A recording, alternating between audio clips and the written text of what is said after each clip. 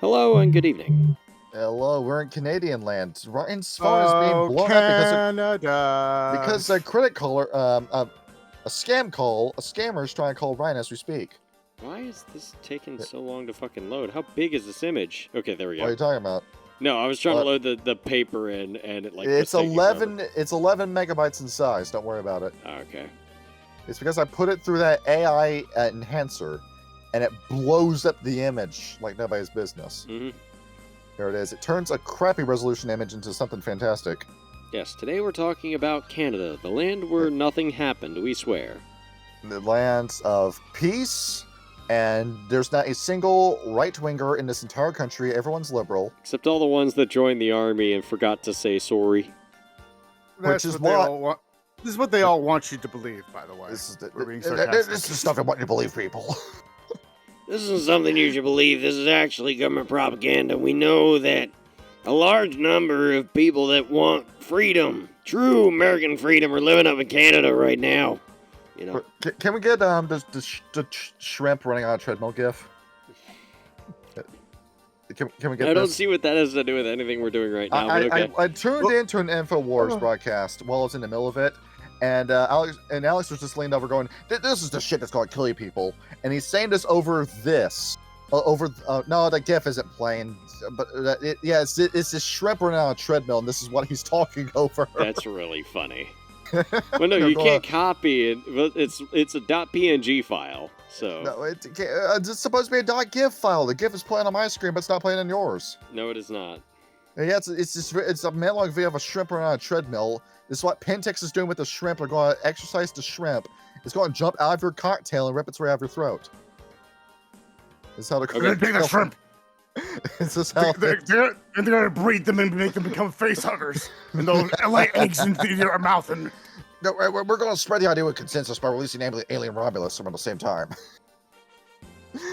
I'm going to blow my throat out doing Yeah, that it is pretty fucked. You need to smoke cigarettes for 20 years to do that voice.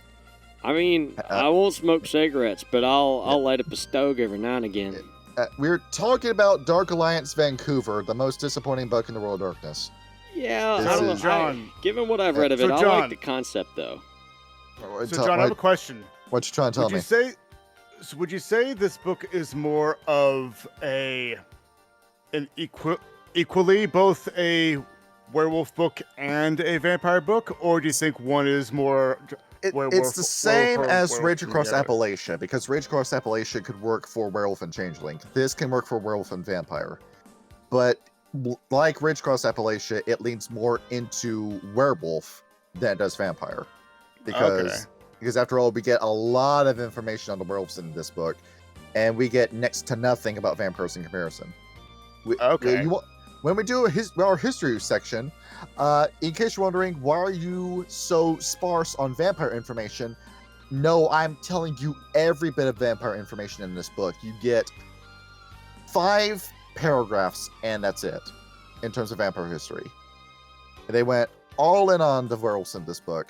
The reason why I say this book is super disappointing to me, I read this before, about a year ago, and I looked through this and I was thinking, this is such a cool idea with a city that stands by itself with vampires and werewolves coexisting and working together. And then I looked through this again, but with a closer eye, and then I realized that that's not what that was. The vampires are off on one side doing their own thing, the werewolves on the other side doing their own thing, and none of these groups talk to each other. And you just have what it feels like 2 games that are layered on top of each other that somehow never interact. And this is such a letdown to me, because I thought this was going to be a big crossover where you get examples as to what could a greater tribe and clan alliance possibly look like, with the testing ground being Vancouver. You remember when we did that vampire and versus werewolf video? Yes. I thought it was going to be an expansion on that, where I thought, maybe we could have the Wendigo talking with the Assamites and see that go somewhere. But no, you don't get that here. It's Honestly, I was actually expecting it to be like to be kind of like that, and to be like in a sense we're not friendly like the werewolves and the vampires, they shouldn't really be friendly at all. And I was expecting like a lot of not Conflict? really lore behavioral circumstances that wouldn't really make any sense, but reading through it, like, yeah, it would make sense as to why they wouldn't be very buddy. It's it is a dark alliance, not a bright and colorful alliance. So. I was thinking too, like maybe there's like a way like this could build up to the werewolves curbing Gehenna, or this could be like a sign that Gehenna and Apocalypse are going to happen at the same time. And well, I don't get that. That is one of the theories that, according to a stargazer in this book, that it's going to be like a very important, like regionally, it's going to be a very important event that's going to happen in the apocalypse. It's going to happen in Vancouver. So you're going to get the Crucible of God scenario where the Defiler Worm is going to possess Zamichi after he becomes the size of the planet, and that's going to be your final boss. You ready to fight the Eldest? Because that's going to be a hell of a ride. Let's shoot at till it stops moving. It ain't hard if I can figure it out.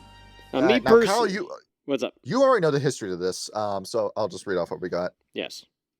All right.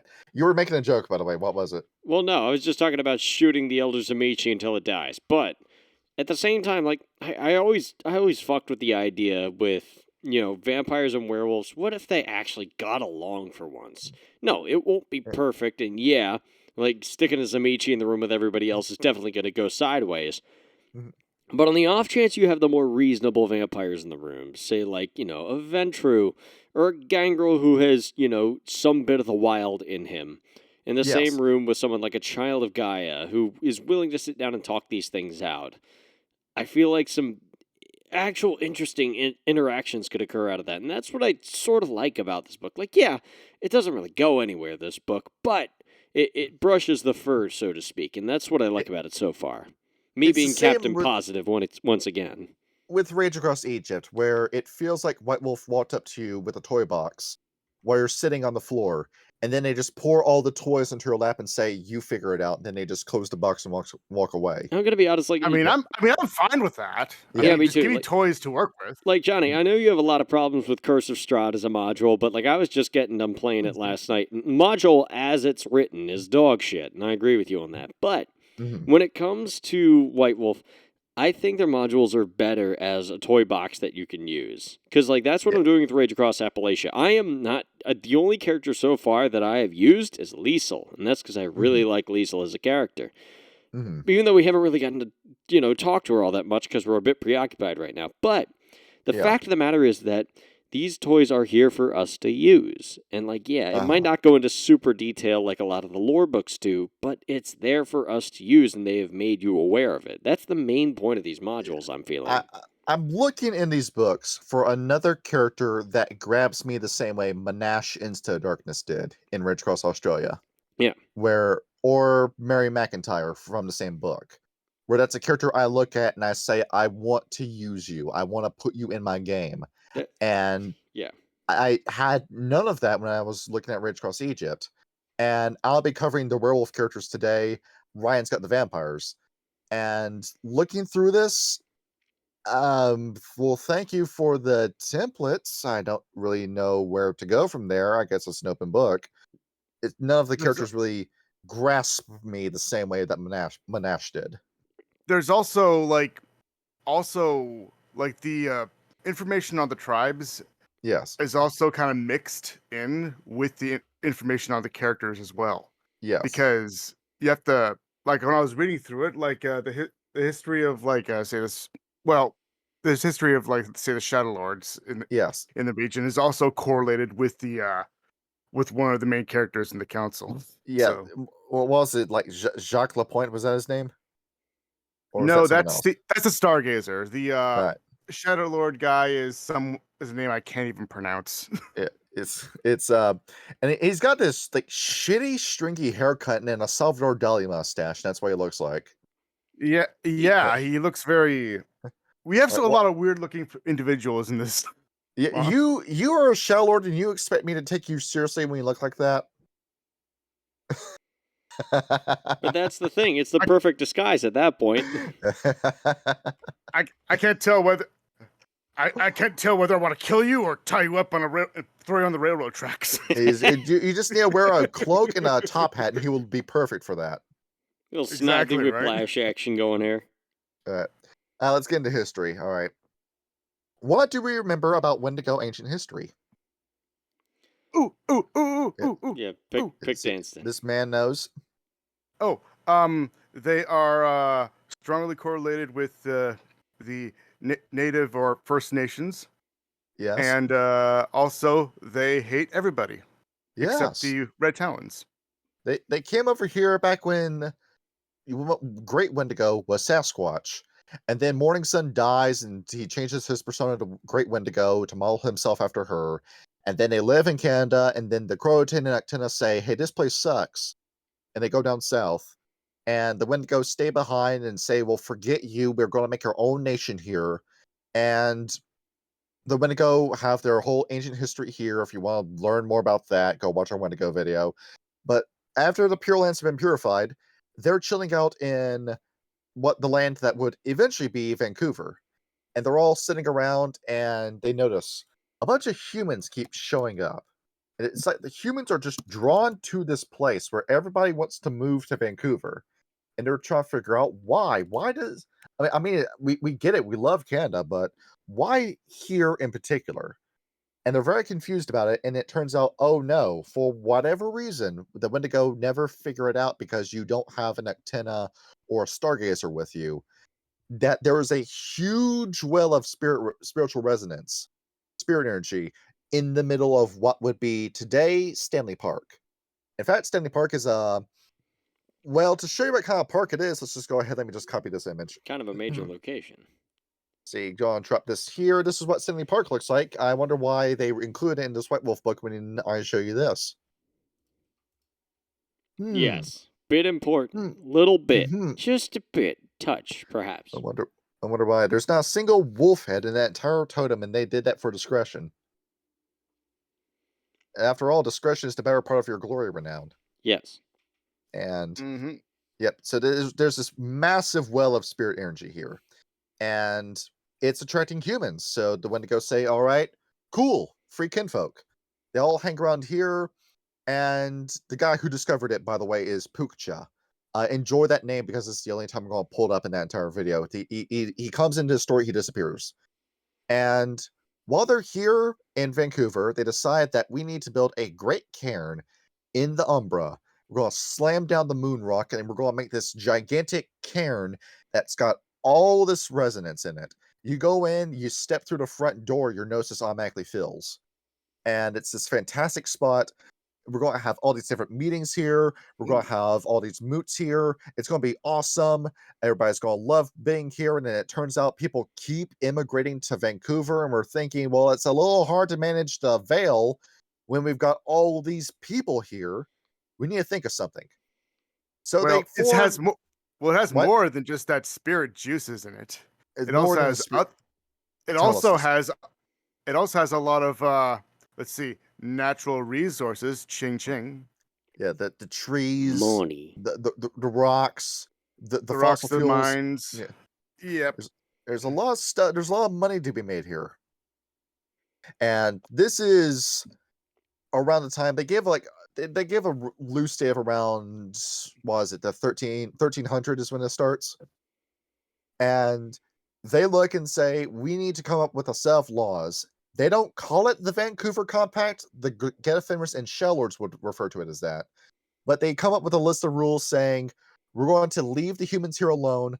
If we see somebody who's worthy of being kinfolk, we'll grab them, bring them in like we always do, introduce them to the Garou Nation. But other than that, we'll leave these people alone. And cool. So Vancouver's a pretty cool place to live until 1785 when Captain Vancouver comes and brings the worm diseases with him. You want to talk about the super smallpox? You come in with plagues that you see in Warhammer 40k, and it's strong enough to kill 75% of the Wendigo population in Vancouver. Jesus. Yeah, that's a crazy kind of disease you got there. What the fuck kind of was this? Just like smallpox? What was it? It was worm-infused diseases that the It defiler was- worm made just for the Wendigo. Did the humans bring the disease? Did It's the the humans were carrying the disease on them. was it the European? Was it the European humans? Yeah, you wonder why the Wendigo hate the European humans so much. It's because you had all these sicknesses on you that we didn't know about, and we didn't have any spells or rituals to resist them. So you just come in and you just give us all these different whelps on our body that pop and literally blow pieces of us off.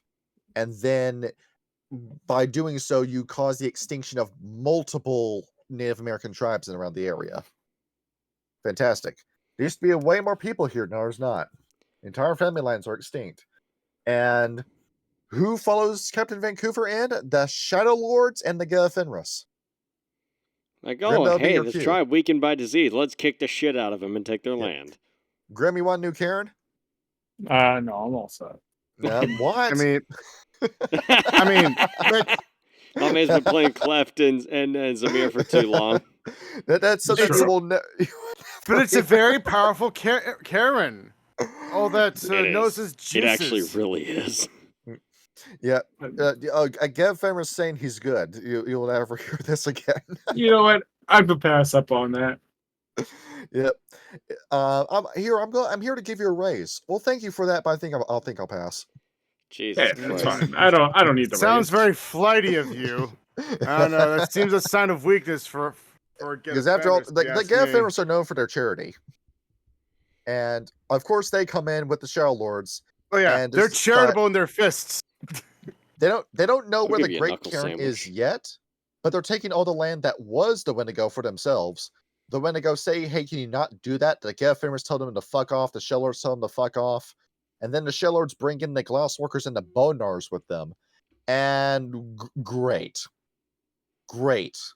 We already had this issue over on the East Coast. Now it's already over here on the West Coast. Great. So You traveled all the way across the other side of the world just so you could say, "Hey, you're not strong enough to occupy Stanley Park. So Yes. if you want it, take it from us." yeah, all the respect from Ymir Sweat, that group of Gav Fenris is gone. Now a single member of that camp was over here. So a Wendigo called Chupakim devises a plan. He brings in the Gav Fenris and the Shell Lords into the Great Cairn and says, we will let you have this gnosis, this well of power. We'll share it with you if you promise not to take any more of our land. And I don't know what he said to the Shell Lords and Gav Fenris to convince them of that. But yes, he convinces the Gav Fenris and Shell Lords to stop taking the other cairns. But it doesn't stop the Gav Fenris and Shell Lords from building a city around Vancouver. And now we've got all these houses, and you schmuckheads willingly brought in weaver webs and laid them down right next to the cairn. And what comes along with those webs? Vampires. Great.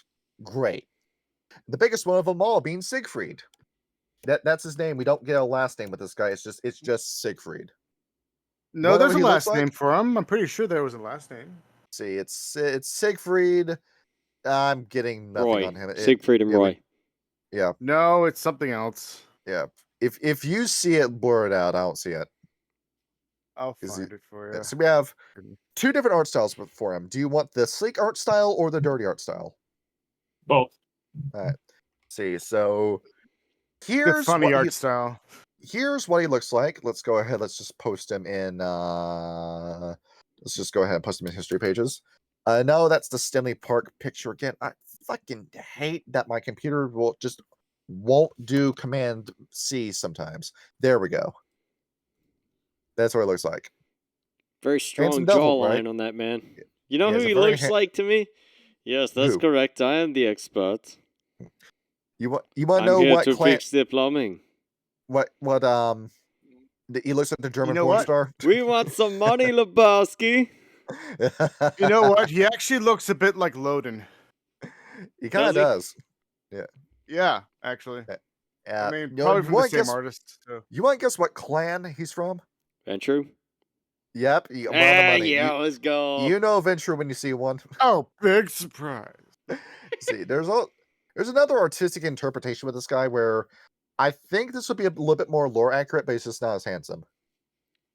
Yeah, where I mean, eh, he's yeah, not. that doesn't make any sense. Yeah, No. he's not as distinct with that picture. Yeah. I He mean, looks. why would he be embraced as an old man? Doesn't Yeah, make like any sense. it's like this is a dude that I see on the street when I go into work. He doesn't stand out. No, it doesn't And really. but Or maybe yeah, he so had some Zamichi do some plastic surgery on him. yeah, probably the Volgear, the Toreador that spec'd into vicissitude just for the plastic surgery. Okay, fuck you. There is no last name. There is no last name.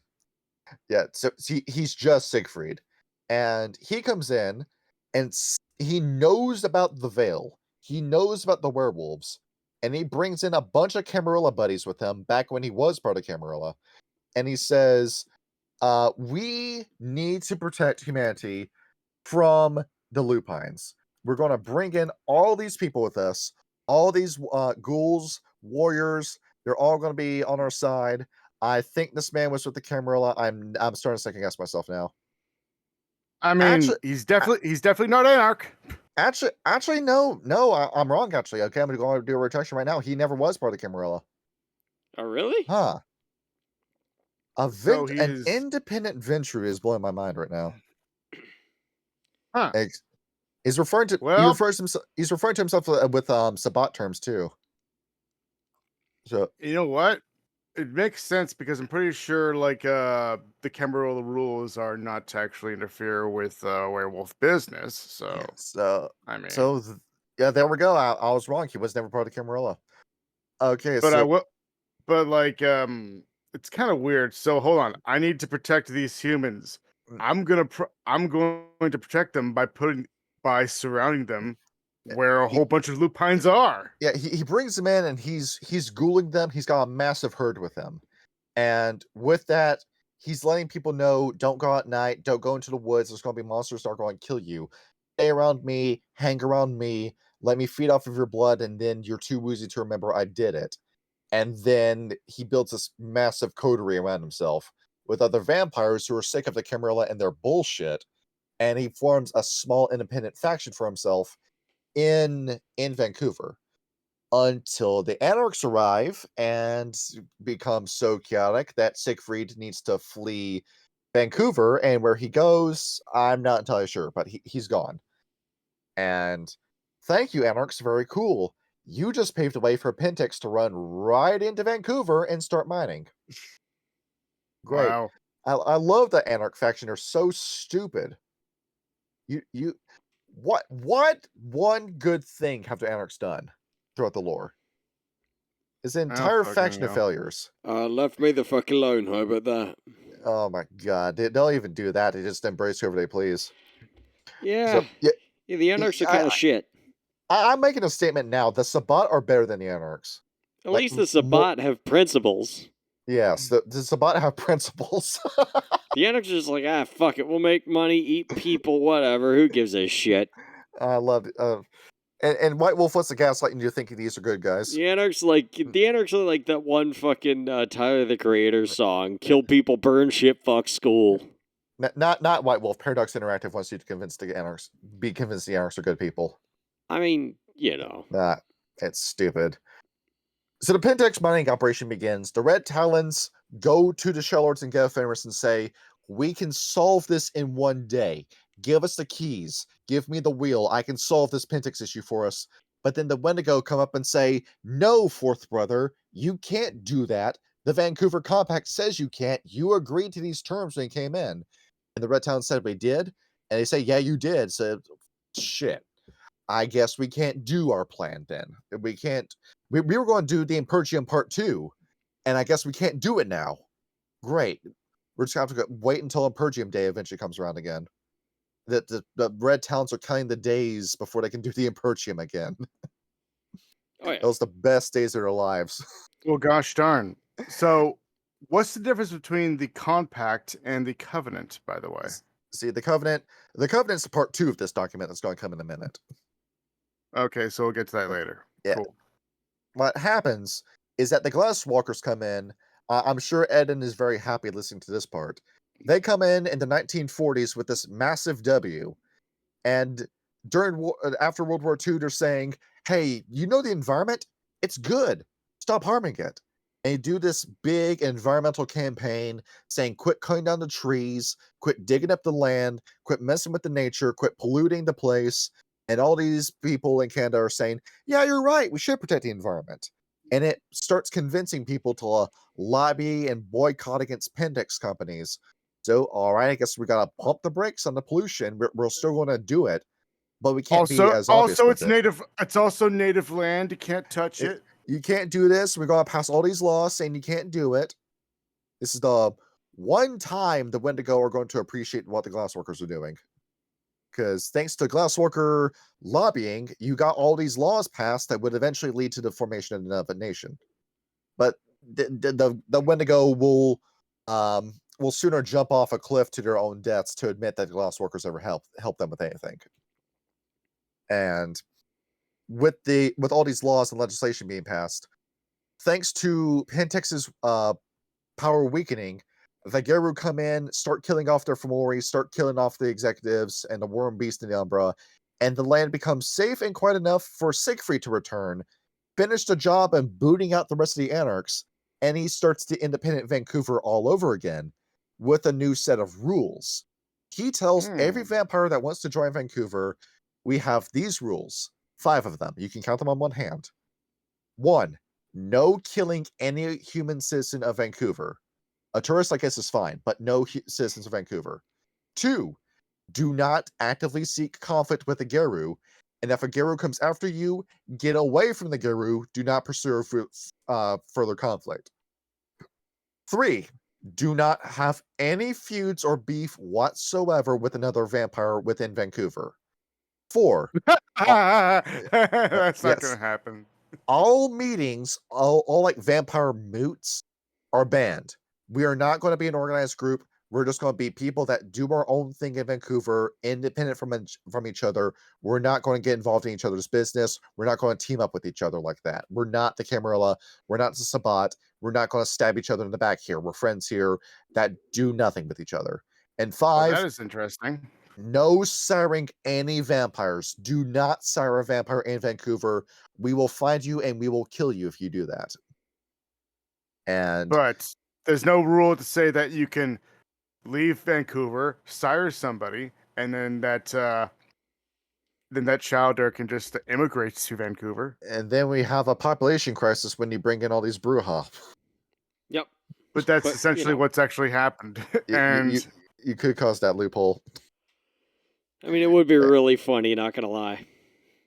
This used to be a peaceful city, and then that one Zamichi came in and braced a whole bunch of Zamichi in the next town over, and then brought them all in. well, what are the rules that the werewolves are abiding by for that? They're going to come back with that, where Okay, we're gonna go back to that. We still haven't covered it. now, Okay. upon seeing this, Vancouver becomes this sanctuary city where vampires that don't want to participate in the Jihad, don't want to participate in the Camarilla, come here and hang out. The Sabat don't attack Vancouver because there's the Camarilla off to the side. They've got bigger fish to fry when it comes to the Camarilla and the Anarchs, who just took California and Seattle. And Sabat are trying to push them out of Seattle as they speak. They got better things to get to. The Camarilla is going to leave them alone because the Sabat are after them, and the Anarchs don't really care. They got what they wanted already with Los Angeles and San Francisco. The Anarch Free State has been built. They're going to keep that under control. And the Nkanu are the Nkanu. They don't get involved in anything. So the very late 60s come around. And now we get to talk about Roger Daley. I think we got to talk about this character as a character now. Yes. Yeah, probably. Yeah, Who was in charge of that? Yeah, that was me. That's me. Okay. All right, I'm going to pull up his picture. Let's see, just give me a minute to get this uploaded. I have all my notes organized. I swear, I don't have all this stuff piled up on me. You have notes. I have notes. See, it's definitely not. I'm sitting on a pile of random shit. There he is, Roger Daley. Yeah, he's got this supervillain aura to him. Yeah, and yet he's not I mean, and yet at the same time, he's You not see, Mr. exactly very Bond. super villainy. Yeah, exactly, You right? fallen right Is into it- my trap, Mr. Bond. Let's lift off these stats, by the way. Strength 4, Dexterity 4, Stamina 5, Charisma 4, Manipulation 3, Appearance 4, Perception 4, Intelligence 4, Wits 5. What There the we go. fuck, Richard? And because of the Glasswalker W's that have been going on in Vancouver, he's the head werewolf of Vancouver around this time. He's got more power than the Silver Fangs of this region. And I mean, not to further really. drive that point home, he's got 4 points in Streetwise, 4 points in Etiquette, 5 points in Leadership. I mean, he doesn't exactly have official leadership. Yeah, It's but only just assumed. He It- did do a very, very big ploy, a very, very big play, yeah, but I mean, he doesn't exactly have as much power as you actually yeah, think he does. because he had power around this time, and this is when he ascends and takes the power. King, did you just fucking invite yourself to the episode? What You- episode is? You motherfucker! This is Vancouver Dark Alliance that we're doing. Are you Canadian? Yeah, No, fuck the Canadian. you just came in. You Then just jumped leave. Came into into the wrong fucking episode, King. Yeah. Okay, I'm about to crawl out. See ya. All right. Thank you for coming in. See you later. All right, let me fucking get my Uh, let me get my phone right so I can actually click the off button. All right. God So as damn we're it. All right, so Richard Daly, he's born in the Shaughnessy region of Vancouver. He's an only child. His parents were rich, that were entrepreneurs, and for some reason, Roger's mother just was never immune to delirium, so she was out of the loop about her husband and her son being werewolves. And I think there's another character I've listed that has a similar situation, but around this time of the story, both of Roger's parents are recently deceased. His father was killed in a fight with a vampire from out of Vancouver, and his mother, I don't believe a cause of death. No, she was killed in a hit and run. That's what she was killed by. So Roger all of a sudden has several $1,000,000 just dropped into his lap. He's got all this financial power, but he's not really sure where to go with it. And of course, you could just do what the Gauss workers usually do and just open more businesses and make money. But no, he's thinking, I am going to go and I'm going to take the corporate raiders sept, where we can talk about that later, and I'm going to expand upon it and I'm going to turn it into this empire. But I need the alliance of the vampires, the independent vampires of Vancouver, if I'm going to secure this empire. I need to make sure that these guys will never turn against me. If I can get them on my side, then my rise to power will be secure, and there'll be nothing that can get in the way of my own success. This is where the Dark Alliance of Vancouver Dark Alliance comes into play. He decides that he needs a plan to get these vampires on his side. It's going to be very simple. What was the name of that document you named before? The difference between the compact and the you The just said, compact Dan. and the covenant. And the Covenant. This is the covenant. The werewolves will steer out of your way and will keep you alive. You vampires steer out of our way and don't feed on our kin, and will ensure the survival of the other. Like what the Camarilla directly translates to: you scratch my back, I'll scratch yours. But we're not necessarily friends. This is a strictly business relationship that we're forming here. That's what he wants to do. It seems kind of a sociopathic behavior because he's wants to form an alliance with the same beings that killed his father. Yeah, because he realized the power behind it. He's looking at the Shell Lords, and I'm pretty sure this guy is caught on that the Shell Lords are secretly in bed with the Camarilla. They love the Ventrue. They're very deeply in bed with the Ventrue, because if the Shell Lords want to say they have so much power for Vancouver, why have you done nothing about Siegfried? It's because you like the Ventrue Shell Lords, you just don't admit it. And But it says here that there doesn't seem to be much connections or relations with any of the vampires, at least in terms of the Shadow Lords. Yeah, he's not necessarily friends with them. And the Shell Lords here, well, of course the Shell Lord's going to deny it. But the Shell Lord lore character we have in here doesn't really have that big of a connection with vampires in general. which kind of rubs me the wrong way because, as we discussed in the Shellord episode with Shellord First Edition, these guys have been wanting to get in bed with the Ventru and the Asmites for thousands of years. And if there was a book to do it, it would have been this book. But that's what I'm saying with the missed opportunity here. Maybe Yeah, that's just European Shadow Lords. These are more Yes. American Shadow Yeah, Lords. you have the Shadow Lords White Wolf, and then you just don't go anywhere with them. It's You what gave him a frustrates me mustache. so much. It's what frustrates me so much about the Shadow Lords, dude. And where am I going with Richard Daly? He realizes that he needs to convince the Werewolf Nation to get along with this idea before he can go to the vampires with this idea. But do you And really think the werewolves will actually go with that idea? oh no, it's immediately shot down. The Red Talons say this man is a snake. This man's trying to sell us out to the vampires. The Red Talons, for the first time, other tribes are listening to what the Red Talons have to say, and are saying, "Yeah, what the fuck is up with you, Daly? Are you trying to destroy Vancouver? What we have here, what we've got going on?" Well, here's the And thing, though. Like, what's thing. because it's from what I read, the vampires were actually easier to convince than the werewolves to actually Yeah. go along with it. Well, patience, jackass. We're getting to it. I'm sorry.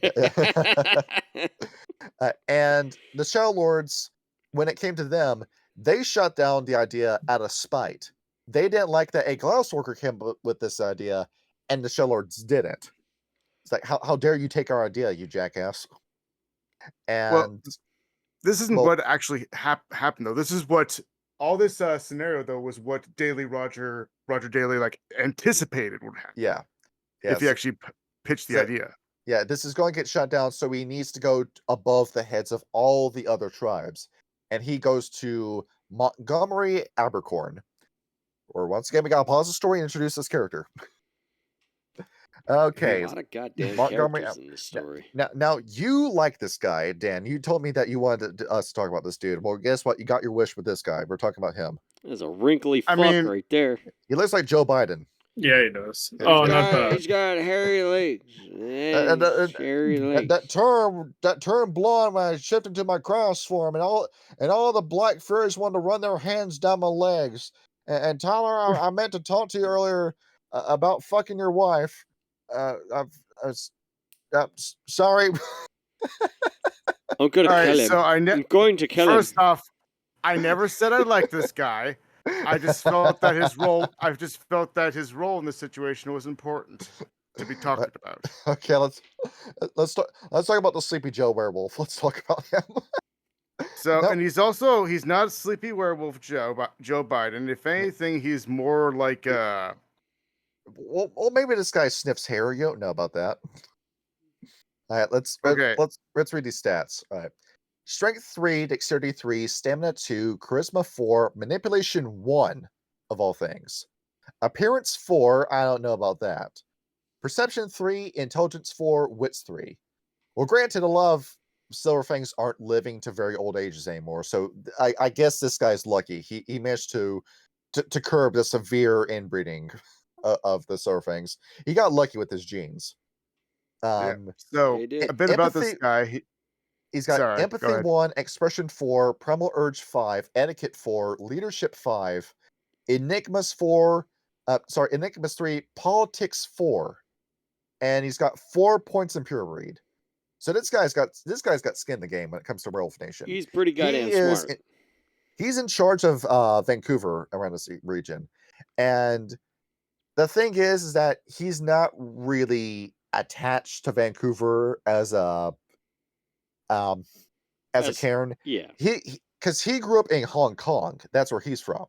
He had He's a British guy, that grew up in Hong Kong. Yeah, this extremely British family. He hasn't been to Britain once in his life, but yet he talks like a James Bond villain, that kind of English accent. Why are there two James Bond villains in this setting?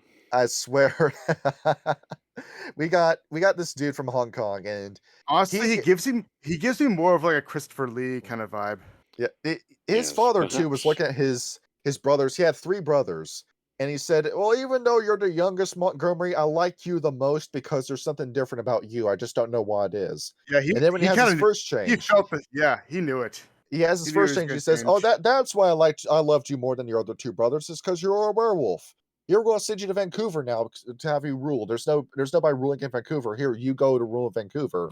So it Well, the goes into reason early why he 50s. was, you know, why they sent him to Vancouver? We need a king there. That's why.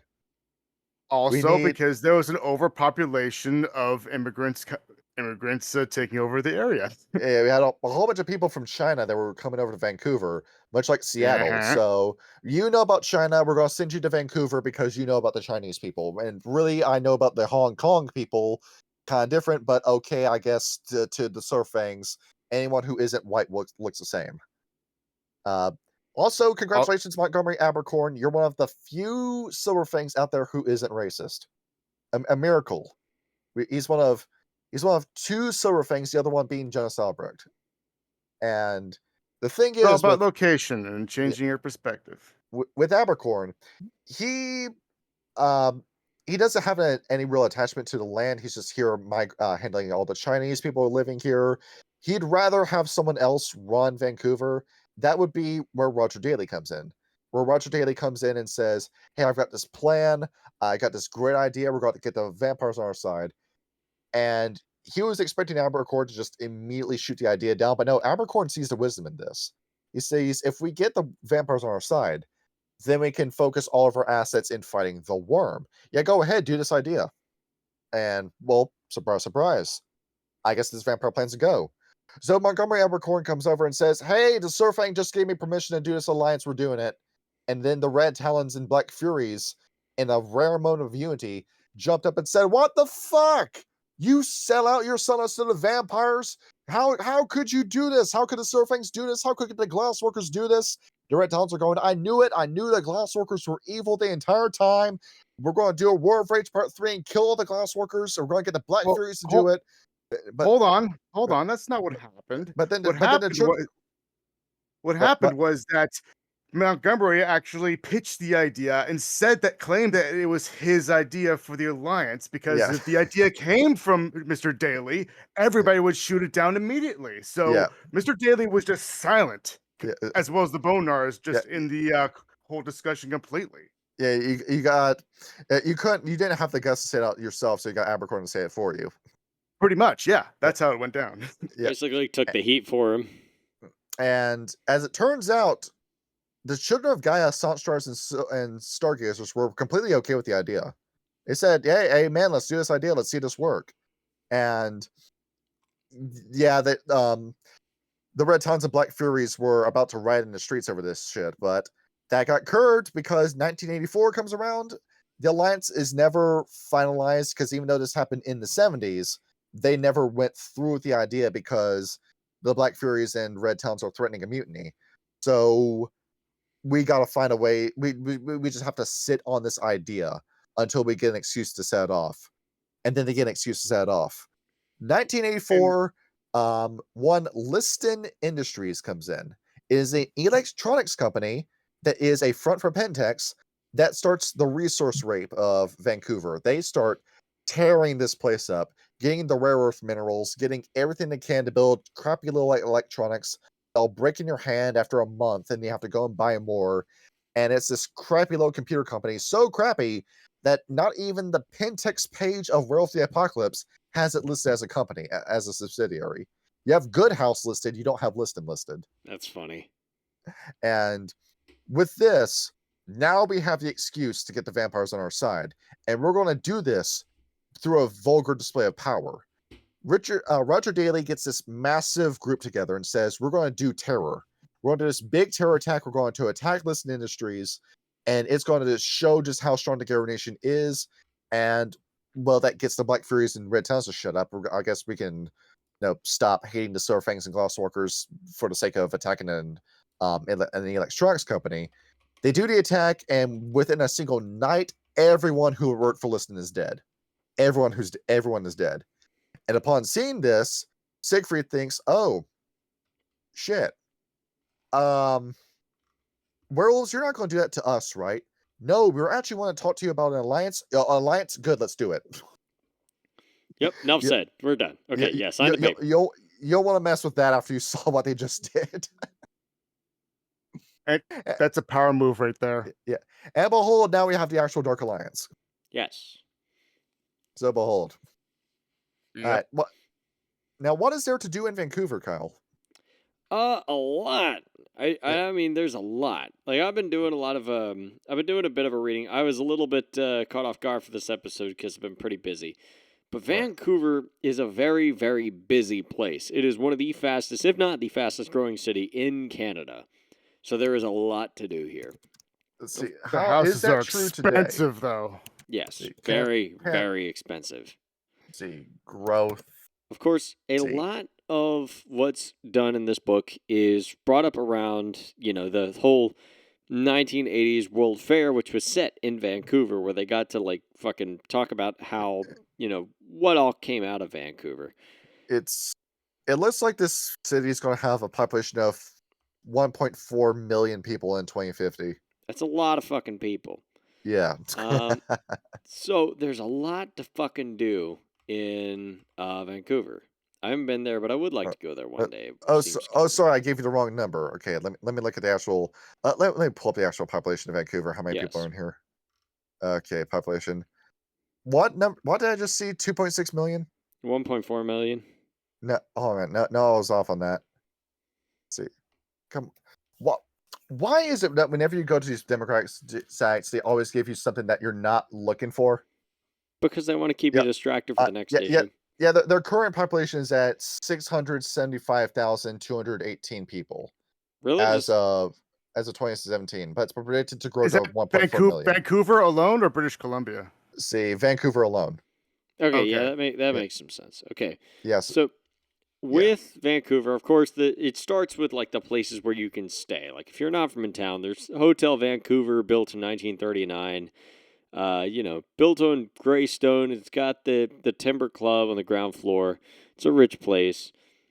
You got the Pan Pacific Hotel, which was built specifically for the 1986 World's Fair.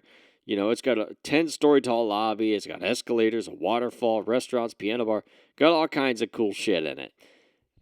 But that's just like your starting point, so to speak, for this Dark Alliance. Things really start to heat up when you go out and explore the nightlife. And where there's nightlife, there are Cainites, especially at a place called Love Affair. That is LUV-A-FAIR. It is a completely black, windowless building that is open at 7 p.m. and out at 2 a.m. It is the most popular nightclub in all of Vancouver. And because it is the most popular nightclub, it is also the Kindred's most popular nightclub. It is vastly overcrowded to the point in which it has become a bragging right of the owner of the establishment. Usually this building is built for 100 people, but 300 people a night will cram into there and wait for hours around the block just to get in and dance for a little bit and get crunk and have a good time. With a lot of loud industrial and alt music. They actually bring it up, I think, specifically somewhere in here, what kind of music they listen to. Very urban rhythm, where the hell you listen to dubstep. Not really. It's more like it's more like house and industrial, I think is how they put it.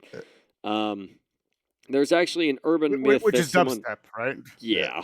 I mean, it is. When did this book come out? Early 1992. 2000s. Okay, yeah, that makes sense.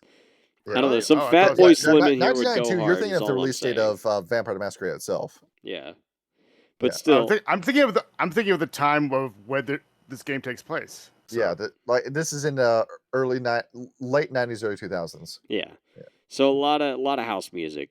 Yeah. There's an urban myth that someone died on the dance floor and didn't hit the ground for 5 minutes, but it's not very much of an exaggeration. That's actually happened in mosh pits, but I mean, yeah, it's a mosh pit. You're supposed to do that. You're Believe it supposed or to not, kill people in the mosh pit. Yes, I've been In rugby, we call that a many mall. of them. I actually really I love a good mosh pit. I like coming out, getting the shit kicked out of me. You It's went fun. to the System of a Down concert and you got involved in that massive spiral they do in the middle of the concert. Oh, those are called circle pits. Yeah, circle pit is fun. I was in one when I went to go see Slayer and Lamb of God. That was a good time. Oh man, I went to concert. It doesn't stop. The mosh pit just keeps going. No, it never just stops. goes. It goes and goes and goes. Like, for me, believe it or not, Clutch has a very small but very dedicated mosh pit.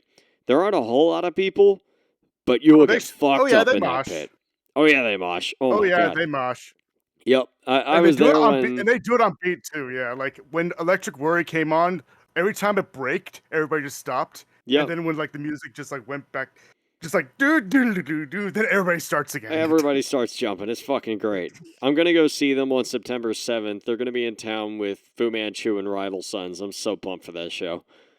Awesome. Anyway, sorry, back to Yeah, so believe it or not, in this club, there are actually specific vampire rules to feed in this establishment because of how crowded it is. A vampire may take 1 point of blood for every 30 minutes on the dance floor without fear of being noticed.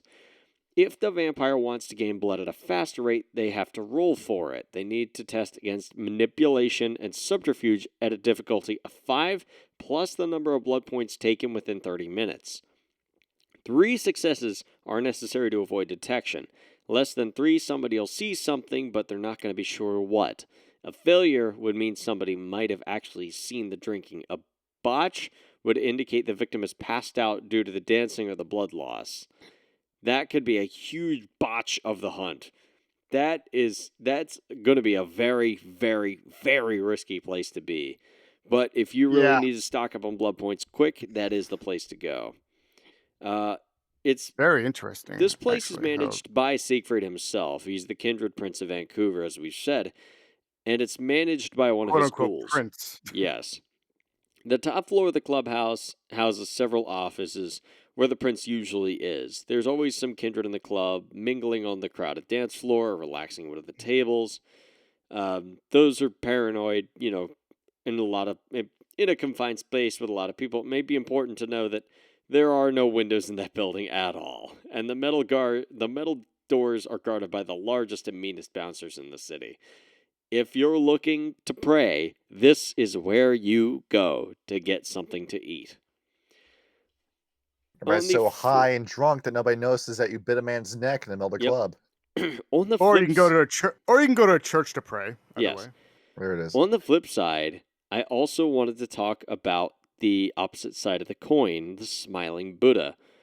Located near the corner of Hastings Street and Main Street is Smiling Buddha. It's honestly a pretty seedy beer parlor, catering to chronic alcoholics all around. Police cars are abundant from all the fights that happen. And the Buddha used to be a happening spot back in the 1970s during the golden age of punk. But because music changed in the 90s and in the 2000s, as well as various health department reprimands, the place was driven out of business in the late 1980s. But there are several interesting... But believe it or not, despite that, the building remained empty to that day after. And, no squatters have shown up, nothing like that. There's a whole bunch of burglar alarms when there's nothing worth stealing in there. And there's a reason for that. The Veil. Some who've seen the terrifying Cainites forms of lupines who frequent the spot, of course, succumb to delirium. And those stories have kept people away from the Smiling Buddha. But it is now a meeting place of the Glass Walkers. It's cared for by the corporate raiders Sept. The Buddha is more than just a convenient meeting place. It's also a level 1 cairn, due to it being built on top of an ancient Garou burying ground. Believe it or not, it was Roger Daly, who is the leader of the corporate raiders, that found himself drawn to the building more than 15 years ago, to the date in which the book was published. He was, as a highly successful businessman in his mid-40s, the punk scene wasn't really his métier, but he was drawn to the place, and as a theory, he realized that, the umbra was very thin within the Buddha. And that's how he, as well as some others, had found out the fact that it was built on top of a burial ground. Though the power had faded dramatically over the time, enough power remained to convince Daly that it was his duty to protect the site. And the Glasswalkers have sort of used that as their cairn ever since. Very interesting that you have these two separate spots that were both nightclubs at one point in time. Of course, you also have the Richards on Richards, which is just gay as fuck. Now, the thing about the Smiling Buddha, by the way, Roger Daley owns that place. Yes. Yes. So you want to know how many businesses he has? A lot. Yeah. I'm going to say a lot. That's my official guess. Speaking of businesses, I'm curious as to if they actually covered like at least a Pentex equivalent of the Hudson Bay Company. Because They but I'm kind not of sure. did, actually, and I'll get to that in a minute. But right now, I want to talk about Gastown, which was the original 6 blocks of Vancouver. It's sort of a major tourist trap, but they've rebuilt it in this point to be, a lot of skyscrapers and very Blade Runner-esque to an extent. But that's not the interesting part. The interesting part is the Lamplighter Pub. It's one of the oldest pubs in Vancouver, and it's a dark, smoky place remembering the glory days of Vancouver. It's a quiet place. Violence is rare. Older vampires sort of recognize that it's a very important place. But this pub holds a very, very important secret. This pub is a gateway to the realm of the Nosferatu, and a gateway to the long-forgotten underground passageways that run beneath the oldest parts of the city. There are numerous underground pathways hidden beneath Gastown that take all over and are renovated by the Nosferatu and a Malkavian named Necros. They lead off to a bunch of hidden doors which give access to the havens of the disfigured kindred like the Nosferatu, and more importantly, the halls of the Great Library. And one of these secret halls leads to 2 large iron doors, and behind them is the Great Library. It is a giant expanse of ancient texts that have been brought over from all over the world to be safely stored. And it was Necros himself who started the first library. And with the aid of several powerful Nosferatu, the library has grown to a staggering collection of knowledge. The Nosferatu and Necros agreed to place all of this knowledge in one place for several reasons.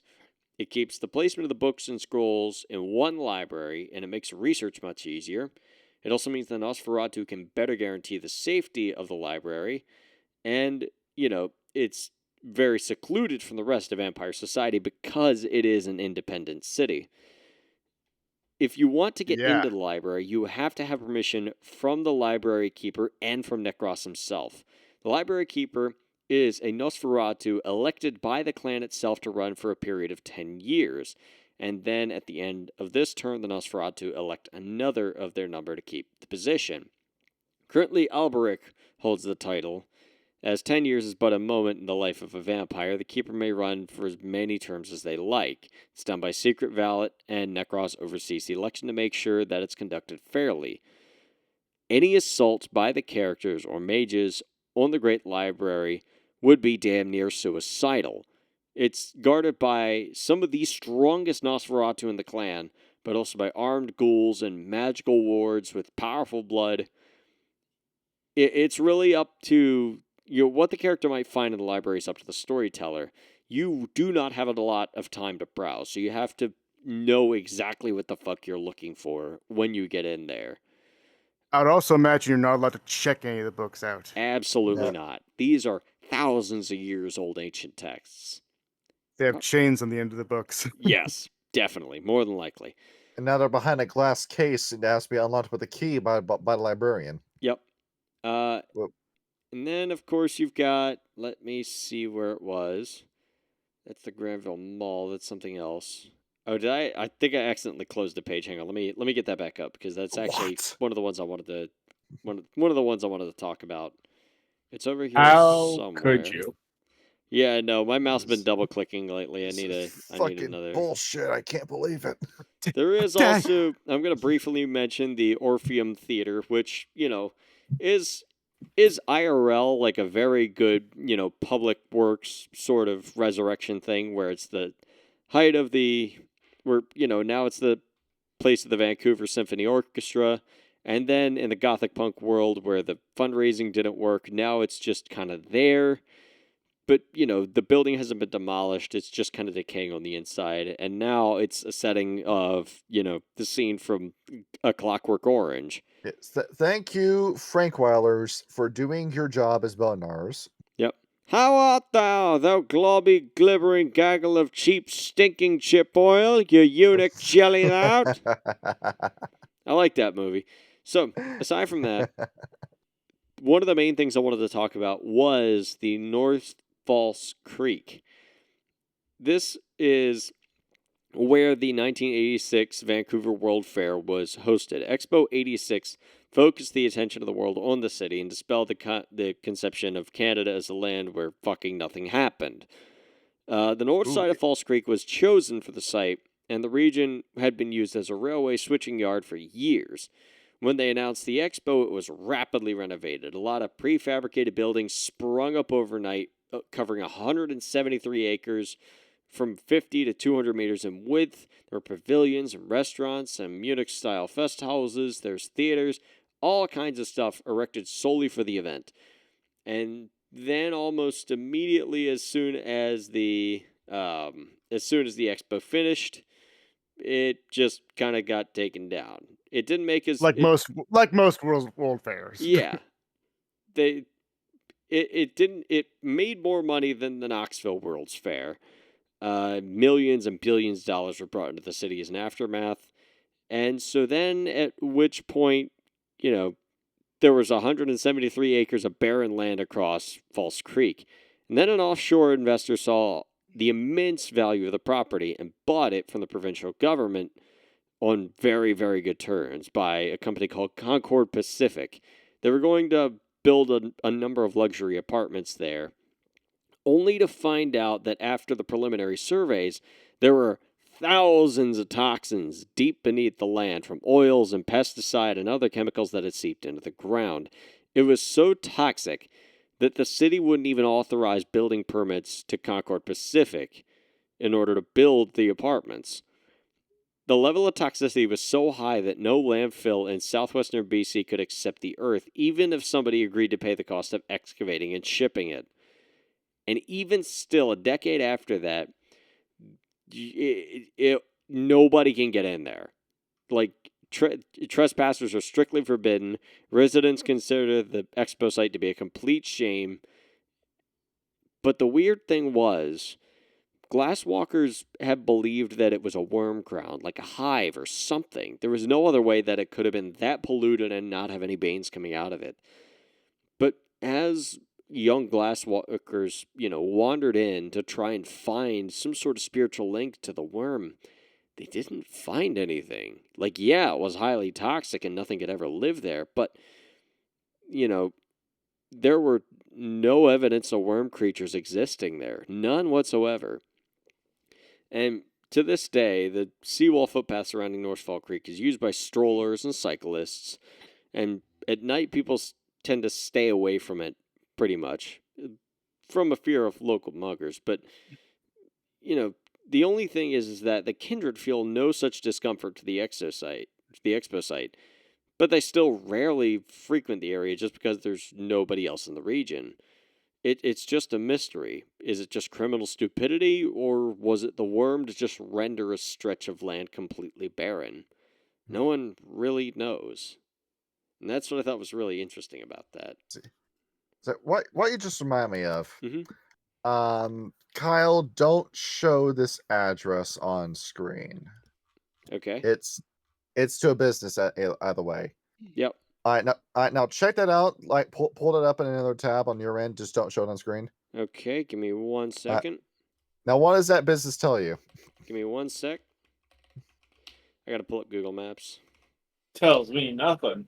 That looks like an industrial site. Permanently closed. The place never opened. Yeah. Because as it turns out, like similar to that story, the ground that you were trying to build this grocery store on top of was toxic, and the building was condemned before construction even began. Yes. Dead Kennedys actually wrote a song about this called Cesspools in Eden. Highly recommend it. It's that. Yep.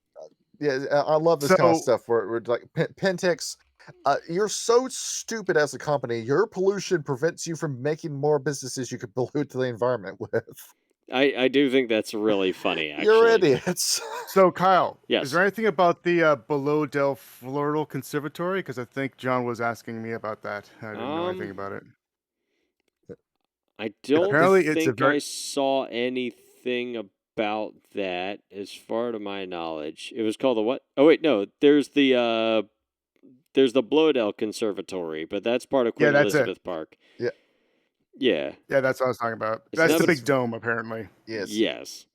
It's home to many exotic species of plants, and you can go around and just look at all the plants. That's all it has to say about it. You go in there and there's the fucking corpse flower in the middle of the place.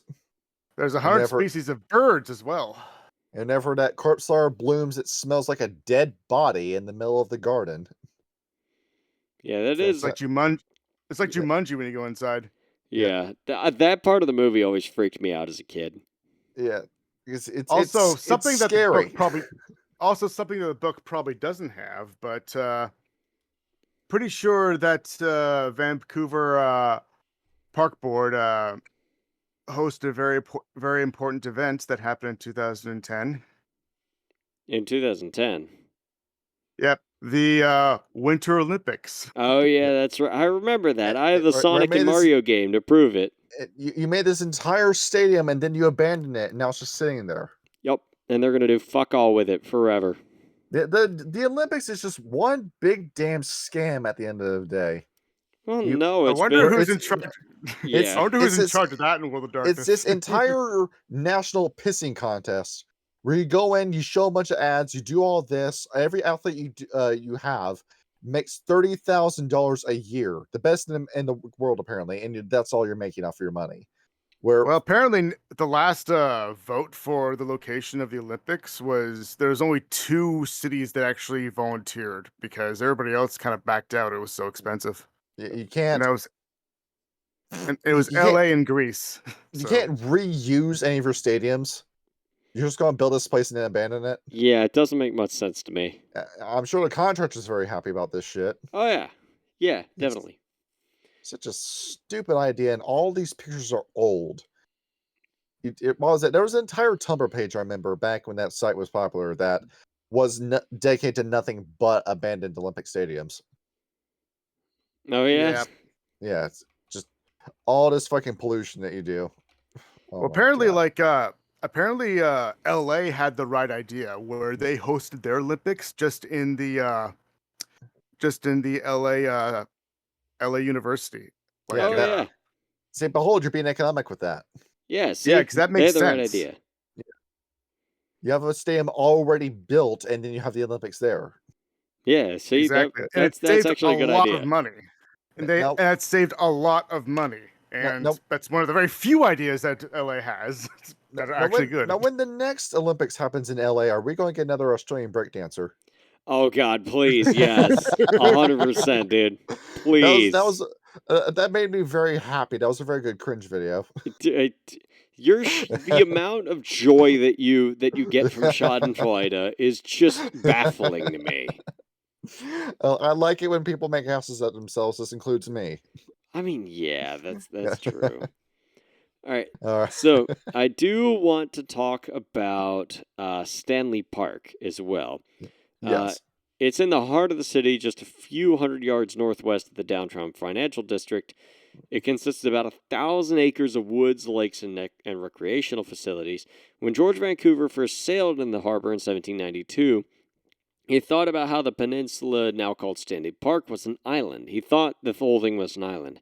In 1863, the Royal Engineers marked off a 1,000-acre region as a military reserve. But 25 years later, the reserve was deeded to the city and became a park.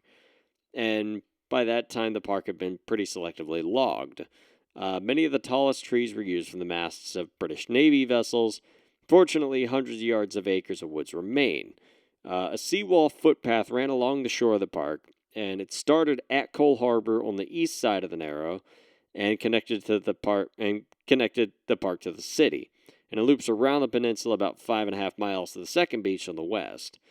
The continuation of the footpath stretches along the beach of the English Bay and under the Burrard Street and Granville Street bridges, running along the north shore of False Creek by the old expo site. To the eastern tip is a place called Brockton Point. It's just a small lighthouse to warn ships away from the rocky promontory. There's a large field there. There's an archery club, all kinds of cool stuff. But the most interesting part about it is a place called Lumberman's Arch. Just around Brockton Point, north side of Stanley Park, is this big open area that lies between the Vancouver Aquarium and a dilapidated saltwater swimming pool.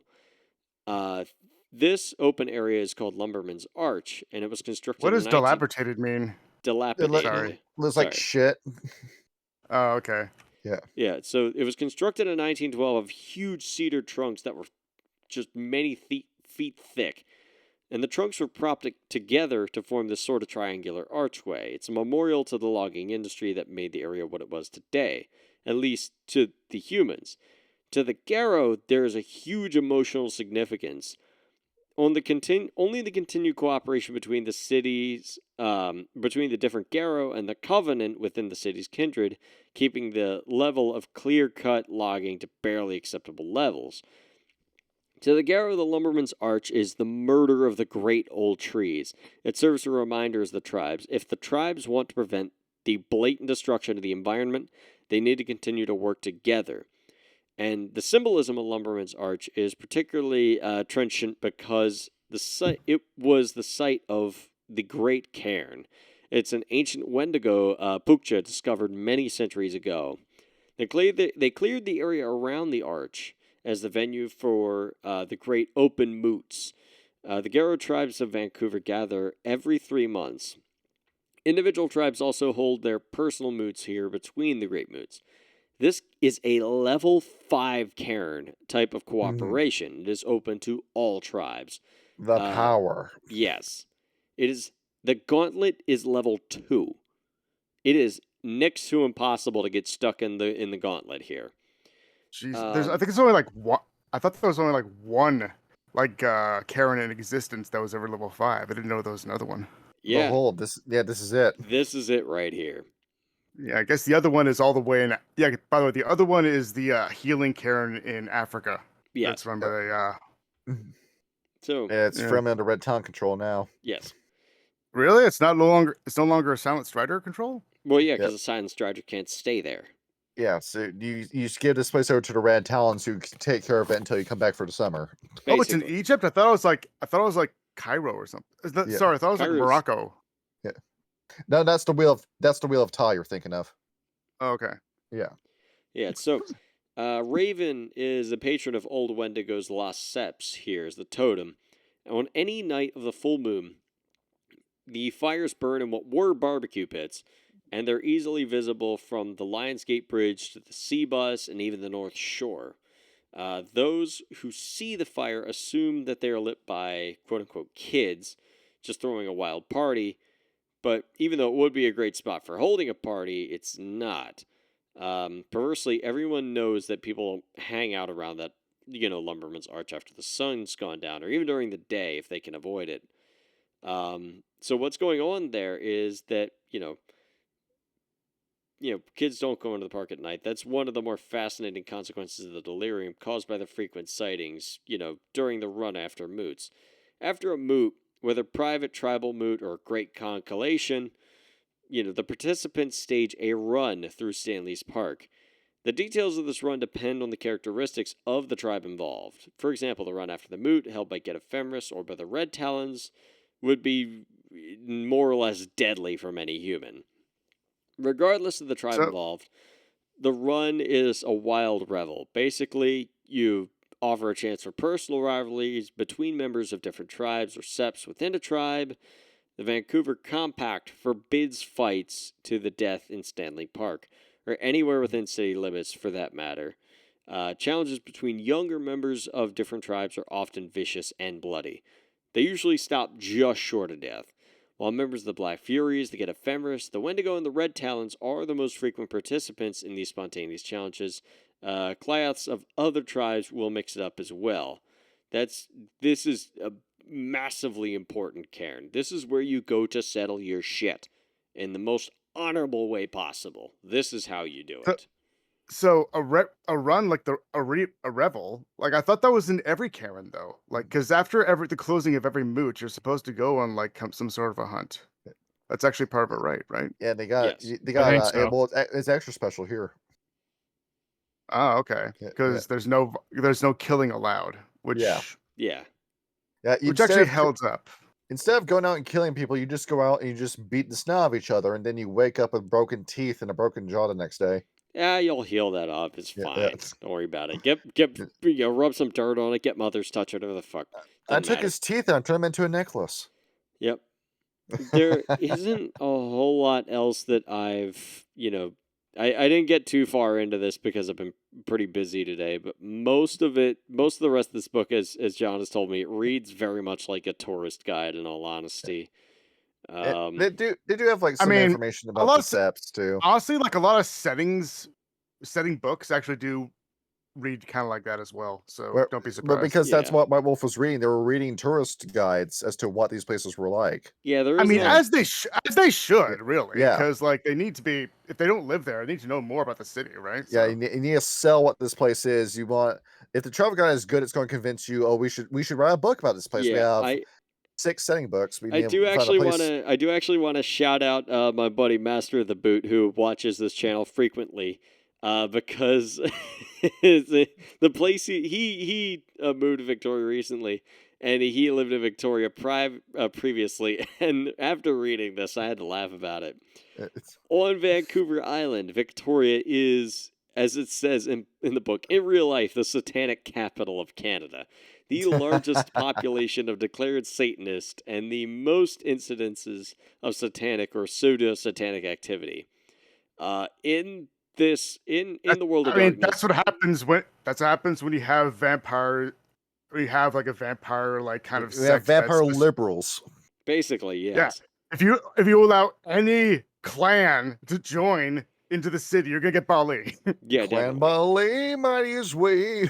Oh yeah. So it's a city of mystery to the Kindred and the Garou, but several septs of Garou exist on Vancouver Island, and they stay away from Canada's retirement capital and stick inside of the city or to the city. Whoa. First of all, no, it is not Canada's retirement capital. That is Charlottetown, PEI.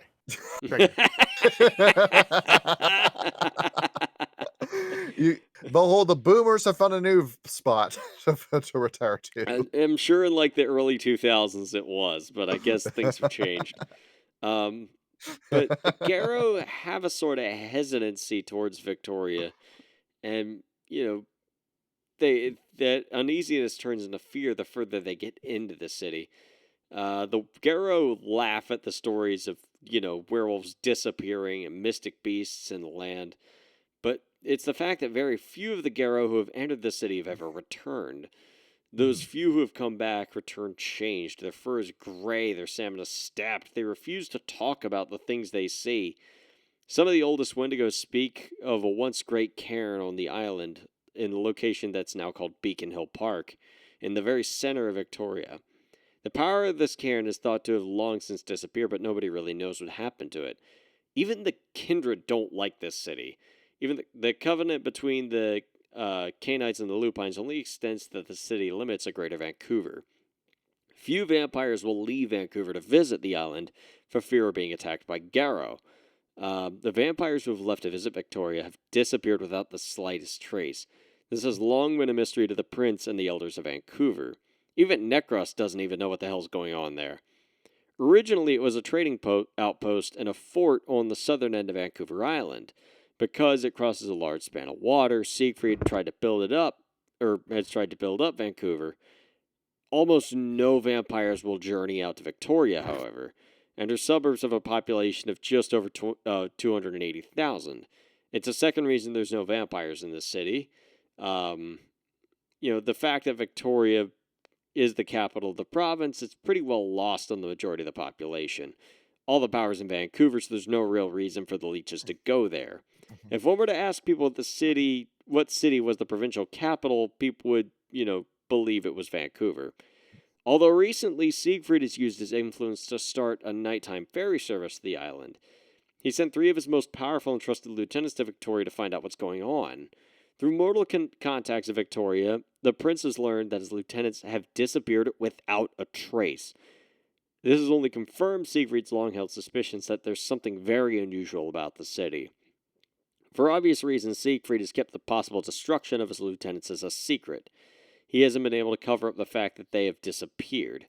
But, later chapter in the Malcontent, Stellist has seized upon this disappearance and Siegfried's distraction as a perfect opportunity to wrest control from him. So, Victoria, there's some weird fucking shit going on there, and we don't know what. Now, you brought up Necros. Ryan, did you want to cover Necros when we were going to do the vampire segment? Or... I also have a because Ryan rolls a random dice pool every time he covers vampires. Well, it really depends, but yes, he did pop up as one. Okay, we're going to hold off on talking about Necros until that section comes around. I was gonna say, because one thing that's in BC is there's sea wolves. Yes, the scurvy dogs. There it is. Yeah, tell us about these wolves. Well, apparently they're like a different breed of like all the other wolves that are out there, and because they survive mostly on the coastal vegetation and wildlife. Yeah, I'm looking and at the Vancouver sea wolf. I see it. He's skinny looking. Yeah, he's very skinny looking, a little taller than most wolves. So why don't you put some meat on these bones?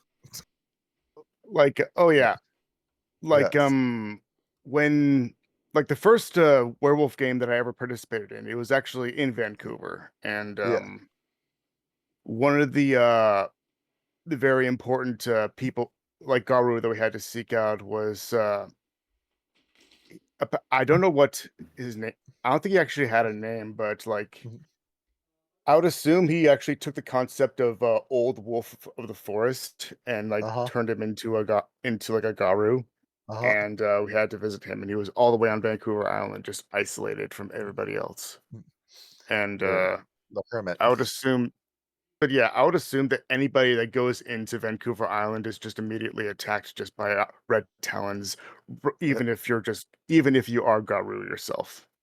You got a whole bunch of red talons and Wendigo who are waiting for you here, and you're going to be found with your heart missing. That's going to be the telltale sign that you got attacked. Yeah. It's not about the taste, it's about spreading a message. Now, we gave you, for this episode, the tribe reactions to this pact. How did every tribe feel about this alliance? So, there was mixed... Hold on, let me get my notes out. Mixed amongst all the tribes. Everybody had something to say. Some of them were no at first, but then they kind of came around to it over time. Those were the Black Furies. Obviously the Bone Gnar and the Glasswalkers, obviously they kept their mouths shut. They didn't want about the whole discussion because everybody knew that they liked the idea, and they didn't want anybody to suspect that it was Mr. Daly's idea. Now you said Bone Gnar and Glasswalkers, right? Yes. Because the Bone Gnars already have a non-aggression pact with the Nosferatu. And if one is starving, they will feed each other and keep each other alive. Because they understand each other's pain like nobody else really can. There's a weird kindred spirit between the two. And the Glasswalkers make it no secret. Well, no, it's the other way around. The Giovanni make it no secret that they openly work with the Glasswalkers. They bring them up by name in the first edition of the Giovanni book.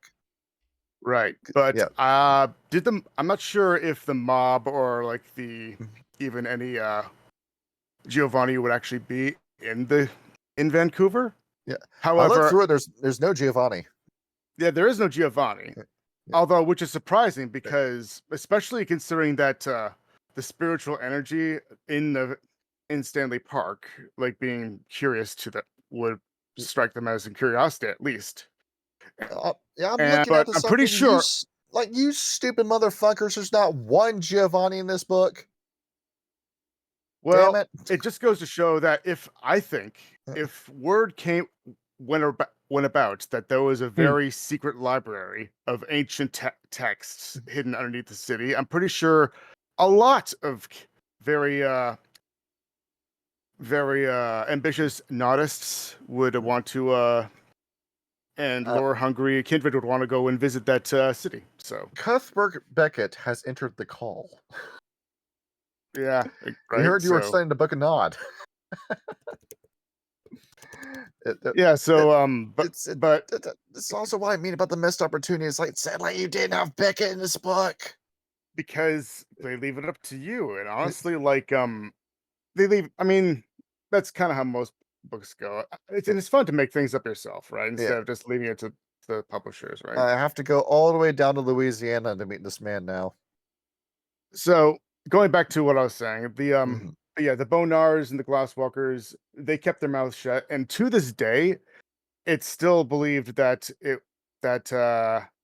Mr. Montgomery is the one who came up with the idea of the Covenant in the first place. Although there are still some people who suspect that Mr. Daly at least had a say in it. So Mhm. there's still it's still that thing being kept a secret. Let's see. Just find it. Hold on, gotta find my notes here again. Crazy Uh, shit. Tell me about the children of Gaia, how they felt about this.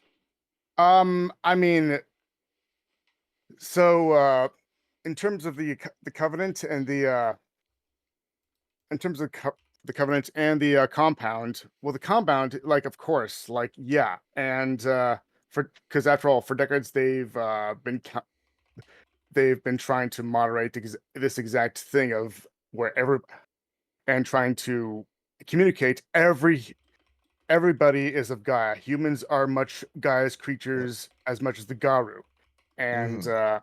so that's what they're trying to. I mean, this is kind of their bread and butter, That includes and vampires. I mean, it doesn't say in the book that it includes vampires, but I mean, I'm pretty sure if they were had to actually cooperate with vampires in order to maintain that, they would have to do it. However, being Mhm. said that, they are. It does say that they are in a little over their head in terms of trying to moderate exactly Yeah. like both treaties, especially when especially when there's a lot of like trifling, and it's a very fragile kind of alliance as The well. children of Gaia are saying that. Yeah, even Eh, they do realize that it's kind of that it is going to be very difficult, especially with like the plot that's going on with we'll get to the priest of Gaia in a bit later. mhm. So Yeah, that lunatic. yeah, All right. so How about the Fianna? Tyler, would you like to go to Vancouver anytime soon? Uh, I mean, it didn't seem too bad. Matter of fact, I kind of like the whole idea of, not having to fight the leeches and then I can focus on the worm. I don't know. I think it'd be a good so honeymoon spot. Yeah. I mean, you're not wrong. So the Fianna, as a whole, have always been strong supporters of the comp and its extensions. To some extent, this support is an outgrowth of a tribe's respect for order and justice, whether it's right or wrong. All the tribes of the Garou have signed off on the compact, and all that is holy, they have to abide by their agreements. So they're kind of keeping to what everybody is agreeing to. Mm. There aren't, having said that though, there aren't really a lot of Fianna in the city. In fact, they're actually the least populated in the region, which is surprising actually. But it's also but, I but don't it's also imagine not Canada has a large surprising. population. It does. That's the thing. It does. Let's see. Because well, Canada, Irish but it population. also kind of makes sense because it's not in the Maritimes. Mm. It's not all the way. If you go to Nova Scotia, very different, and that's all the way on the other side of Oh yeah, I'm looking the at this. country. 13% of Canadians have Irish heritage, Yes, not a whole lot. and they all happen to be on the opposite side of the country.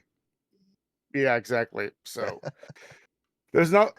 So in terms of like their influence, not all not there are some not all Fianna actually agree with the compact. Other senior Fianners aren't as tightly webbed to the compact as is like their leader, who is named Dooley. Ah. Um, Who is Dooley. the least interesting character in this book? The only thing interesting about the character is that he's faking his Irish accent, Yeah, or there's or there he's everybody's fake like Irish. or everybody's suspicious of whether his accent is real or not. He's never been to Ireland. He's the world's biggest poser. He And wouldn't even when he burn talk- air. What a fucking squid. Fuck him. Yeah, but yeah, he's also a womanizer as well, Yeah. supposedly. there it is. You joined the And- Fianna for sex. That's what you did.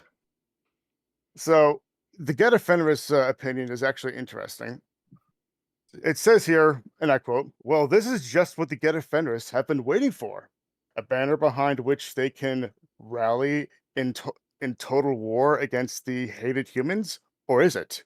Like the Black Furies, the Get have come to realize that the compact eliminates the compact eliminates distractions in the war against the worm. It gives them some influence over the actions of the Vancouver humans, allowing the Garou to use the monkeys as tools against the worm. While noble war is in itself an attractive concept, it wouldn't do to forget the real purpose of that war and the real enemy. Are the humans the real enemy, or is it the worm?" So I'd say that aligns with Grimm's personality. I mean, Grimm does not care. He only ever cares about one human. It's true. yeah. I love my wife, and that's it. Love me wife, simple as. So these thoughts are too deep and involve too much understanding of politics from many of the tribe's youth, and all they see is that the old quote unquote leaders have lost the fire in their bellies that drives the young. The chance to strike a noble blow against the despoilers of Gaia is before the Garou, and what are the tribal leaders doing? Nothing. To complicate things further, the Get's leaders realize there's a third course of action, one that could benefit the tribe and indirectly all the Garou. Tear up the compact, certainly, but don't go to war. With the compact annulled, the Get will take over sole control and responsibility of the Great Karen. Not a good idea, though. You because get a What do you Fenris always mean? trying to take over the world. every time a the great Get a idea. Fenris think they should be in charge of everything, Right. bad things happen. We probably would have a better Garou nation if the Get Fenris did take charge. I mean, Well, I they're agree. good. They're good at they're good at pointing out the weak ones and kicking out the weak ones. Look at Amazon. Look at Gogo Fangs first and how well he's doing for himself in the Amazon. I mean, he's doing well Yeah, for he's- himself, but he's also Yeah, it's prolonging the war. conflict to garner more support for it. Yeah, in times of war, the Get Exactly, Fenris yeah. do fantastic. And I that's the mean, only they time do they fantastic. do good things. They Anyway. do fantastic whenever and Yeah. wherever. So Are you see, sure anyway. about that, mate? We got an entire tribe of neocons. Yep. So Glasswalkers, I think everybody knows what they think about the whole thing. Yo, we Yeah, got money. that is your idea. Yeah. Yep. So Red Talons. I mean, Big there's surprise. only one thing about the priest of Gaia that the Talons don't understand. How could a Shadow Lord have such insight into the way the Talons view reality? We should probably talk about the priest. Let's priest talk of about the Gaia? priest of Gaia. Let's talk about this massive snake oil salesman. Let's see. We're gonna let me just post this low resolution version of him. Yeah, here he is. The priest of Gaia, as he calls himself, his deed name is Guttooth, and he's a guy That's a just he.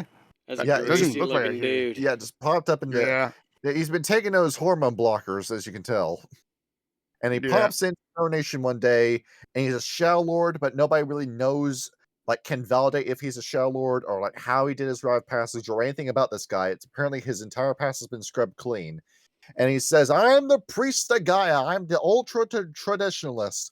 I'm going to return the Garou Nation back to its cultural roots and lead us to the right way. I understand the litany better than anyone." And he dupes all the younger Garou into believing that this is the Messiah, that he's going to come in and he's going to set the War of Rage right, and he's going to set the Garou Nation right. And everyone who is not in their 20s is looking at this guy and saying, "You are a massive snake oil salesman. You're a liar. You're just looking for power." But he wants to portray himself as this like televangelist messiah. And he's convinced a ton of people, alarmingly, that he is. Well, When, I mean, when he- you're selling the idea of bringing back a second Impergium, I mean, some very particular lupines are going to really like that idea. but we have the actual messiah down here, Jim George. Where you want to talk about Jim George now? Because let's do it. I want to talk about this guy. We don't talk about enough Wendigo on this channel. I agree. So go ahead. Yeah, I wasn't able so- to get much into him. I didn't have time to actually get to his part, but go This ahead. is the actual Messiah. His father was this Wendigo member who hung out on the reservation. It's entire Wendigo cairn that's built under a golf course, and they take the white man's money and then send it off to Nunavut to build a Nunavut nation. It's a wonderful idea. Got a lot of rich people at these golf courses, and his dad was this like weirdo. When Jim was born, he made this big show about taking his son, who may or may not have been on the autism spectrum, and just went around and said, check out my son, Dinkelberg. Look, I got a son, and he's going to be the one that's going to lead the Garou Nation to greatness." And everybody's thinking, John George, that's the name of the dad, you're full of shit. Your son's not going to make anything of himself. And then his dad gets to see him go to kindergarten. He's there for the first day of school. He's not there for graduation. He dies of natural causes before that can happen. And Bye, Jim, son. and like Jim George is this weird autistic kid that does weird stuff where he says the trees are talking to me and the nature's talking to me. I'm having a conversation with a squirrel right now, and everybody's saying, "Okay, Jim, that's cool." And then he just disappears one day when he's 15. Nobody knows what's happened to him. Everybody's happy that he's missing, and nobody goes to look for him. And then he comes back after his first change a month later, and all of a sudden he just takes control of the entire set. Everybody says, "Yep, we're going to do whatever you say, Jim." He's got this whole big Arun aura to him. And he's the guy who's going to come in and do what the priest of Gaia says he's doing. But this is the actual chosen one. This is the actual Messiah. And no one there will we go. ever know. Yeah. And Right. and So he he wants the same thing as the priest as Guttooth. yeah. But I'm going to take it from the Wendigo, the people that actually owned the land prior, where you have Wendigos brood hanging around this area. You got direct contact to Great Wendigo. I'm going to take the word of Jim George over Guttooth any day. And Sure. this guy's got the stats to prove it. This guy's got Perception 3, Intelligence 4, Wits 4, Leadership 5.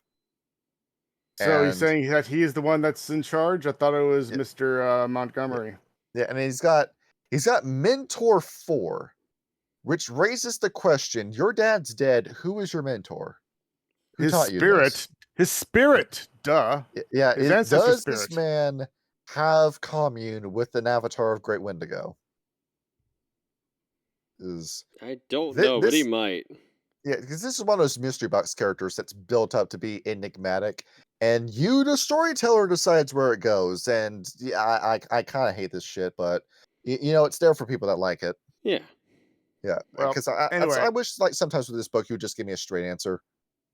So here's something interesting. This book, you mean every book? Yes. Going back to the incidents of Garou of Stanley Park and Garou going to Vancouver Island and coming back like injured and wounded near death. Mhm. So Shadow Lords and what their opinion is of the whole idea, they like what I mean, they really like what this gut tooth is actually spilling. Because, of course, because he's one of you. Well, hold on. So I don't know how to pronounce this name. Someone will have to actually tell me it. Spell it So out. it's here. I'll post it actually. Where was he? Is it the Salvador Dali man? Lukasz Kawecki. Lukasz Kawecki. Yeah, he's Polish. Yeah. So Lukasz Kawecki, he likes what he's spilling, and he thinks he could use the this priest of Gaia as a means of actually taking over the Karen. And so he goes to Guttooth and says, "Hey, here's a plan. If you back me up and get me and make me the leader of the and help me gain power, I could take over as leader of the Karen, and then we can get everybody to join your cause." But then Guttooth looks at him and says, "No, I'm going to be leader." And the Kosh is like, "Excuse me? Fuck you." So now he hates the priest. Nice. You love And these he's just- guys until they decide they want to go their own way. And now he is just simply out of spite, he is actually wants to work against any of his plans. And so what he actually did was he actually hired, or not hired, but maybe like had a couple of low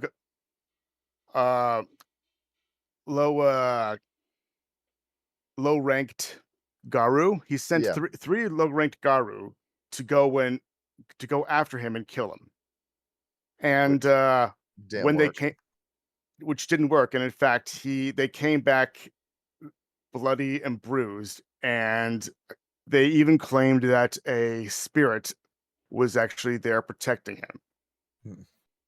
And they saw basically a spiritual kind of influence in the wake of the fight. Mhm. And this is actually kind of familiar with the idea. So this is very similar to the Garou who have come back battered and bruised when going to Vancouver Island.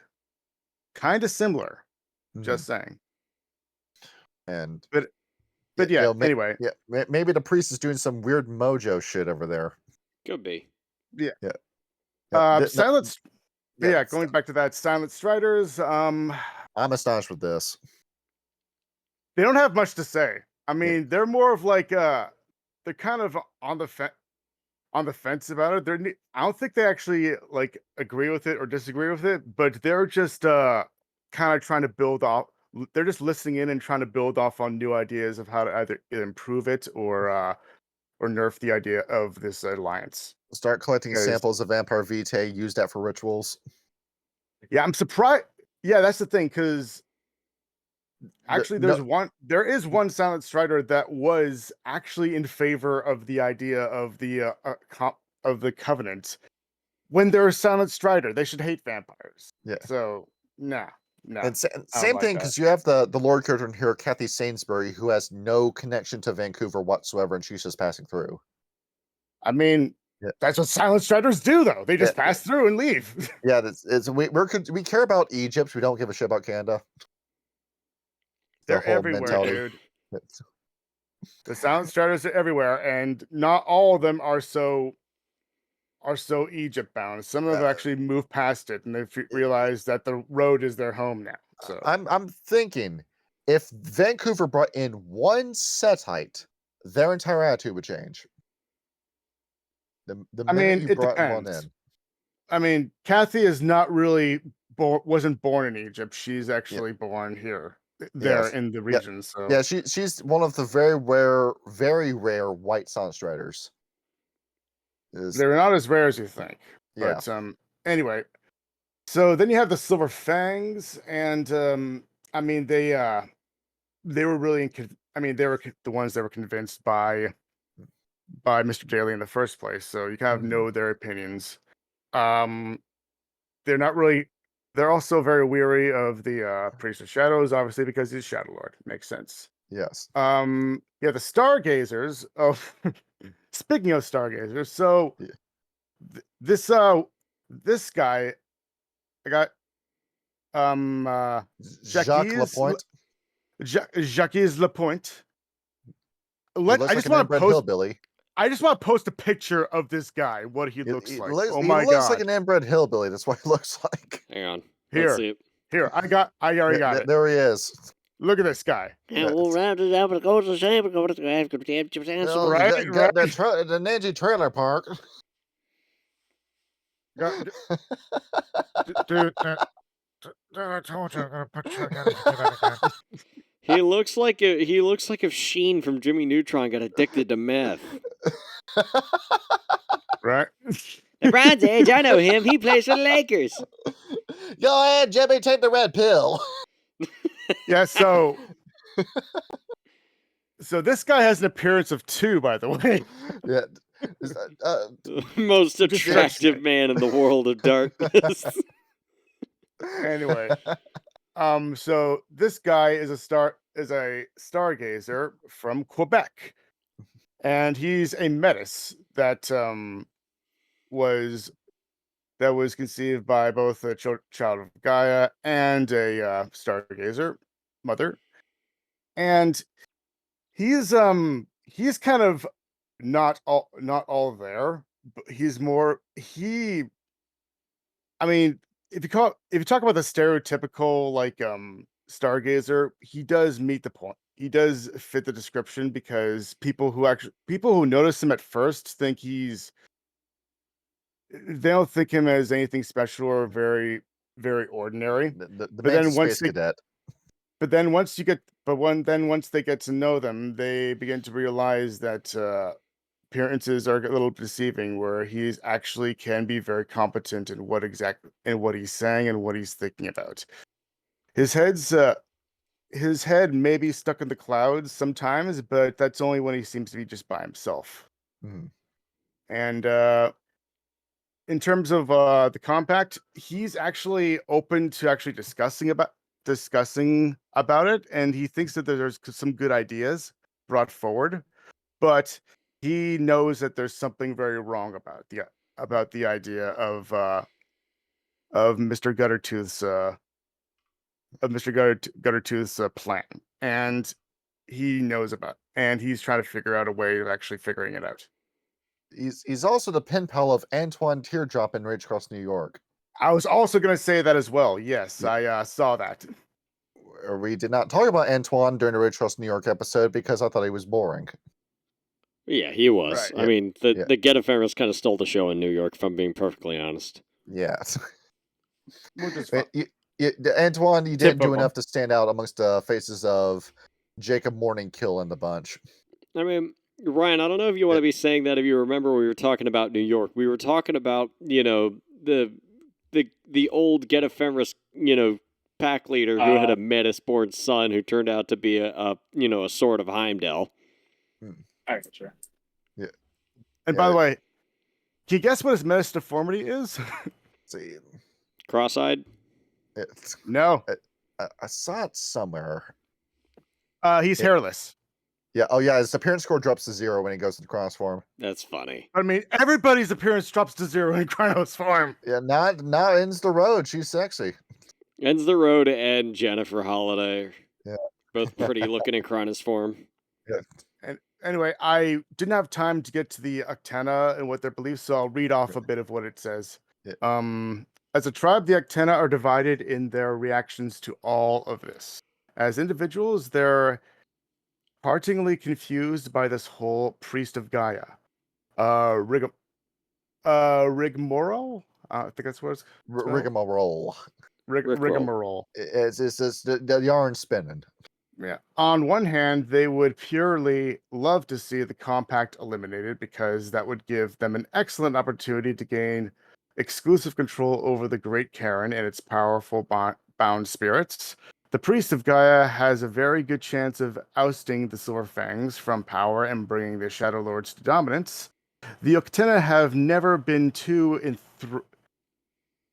enthused about keeping Coswick and his followers to replace Abacorn. They do know that trusting the Shadow Lord to keep his promises would be foolish to the extreme. Yeah, I'm looking at If page he- 69 as I speak, and as you speak, and Yeah. the Tenna are colluding with the Shadow Lords to overthrow Abercorn and the Surfangs, only so they can immediately stab the Shadow Lords in the back and take power. Mm, Yeah, that's the plan. so more backstabbiness. Yes. Well, Yeah, I there's guess if somebody was to take the land, it should be the Tenna to win to go. Yeah, But- basically. So they're very inquisitive. Yeah, I guess it's just reading like they're very inquisitive and very not distrusting about the whole your priest usual of Tenna Gaia. shit. Yeah, and they're keeping their secrets to themselves The And- usual. and acting they're acting crazy. The usual. Yeah. The Wendigo are also split over the issue raised by the priest. Jim Gordon, leader of the moderate Chipkan sept, is disturbed by the whole thing. He wholeheartedly believes that there are several problems that must be solved in order to his way of thinking. Guttooth is confusing the issue is so much that that this logical progression is being lost. This can only harm the Garou as a whole. The younger, more militant members of the Sept see Guttooth as a kindred spirit. They hear his words about the old folks' policies of non-intervention and find they resonate with their old emotions. It's only right, they believe, that the Garou should strive against the invading humans. Then there are other issues that bother the youths. The Garou promoting this view is an invader's himself. Promoting this view is an invader himself, isn't he? He's a Shadow Lord, and hence one of the European interlopers. Do the Shadow Lords simply plan to replace the domination of the Silverfangs with a rule of their own? All in all, the Priest of Gaia is a breath of fresh air in the environment that the youths find all too stagnant and confusing. So, I Why guess are you letting this guy go around spread this bullshit? Just go up to him and do this. Hand, heart, rip it out. That's all you need to do.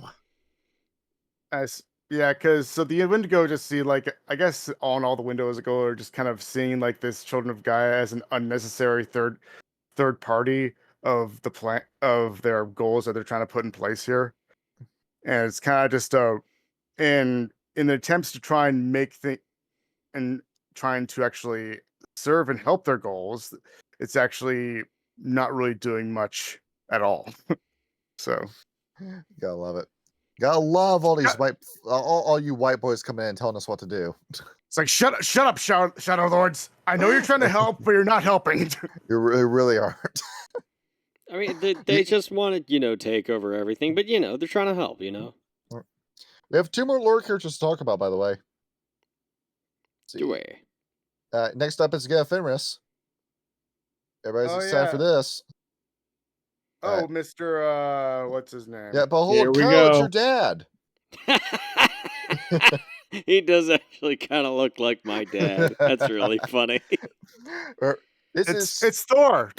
It's Stephen Ewald, and he is a big man. He is 6'6" and 245 pounds, and he's a dairy farmer. He has an entire farm. He's got 5 children. He's got a wife who's not immune to delirium, and his kids are immune to delirium, but the wife isn't. So everybody in the family knows he's a werewolf except his wife. That's funny. Honestly, this guy, he should be drawn with just like a line for like his eyes. Yes, just And black just out like- the eyes. Yeah, Just like having like those like squinty eyes, and he just like because he seems like he's like he's his it's he's described drawn like he's All described Might. as no, not All Might, but like who's that guy from Full Metal Alchemist? That's the all like the very muscly, Armstrong. Yeah, the Yep. guy that's just very muscly and is muscular, and he doesn't talk that much. He's the kind of the strong, silent type, but I mean, like but he's feared by everybody when he gets angry.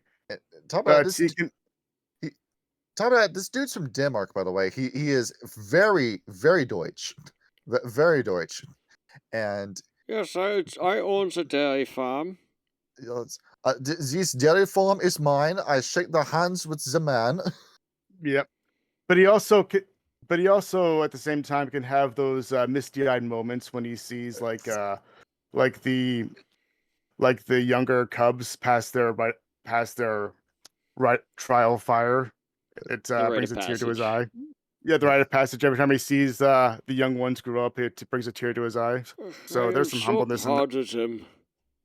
Yep. So And- there's some wholesomeness in there. He Yeah, seems the like reason- a nice guy. The reason I want to talk about this dude is because of how he got into power.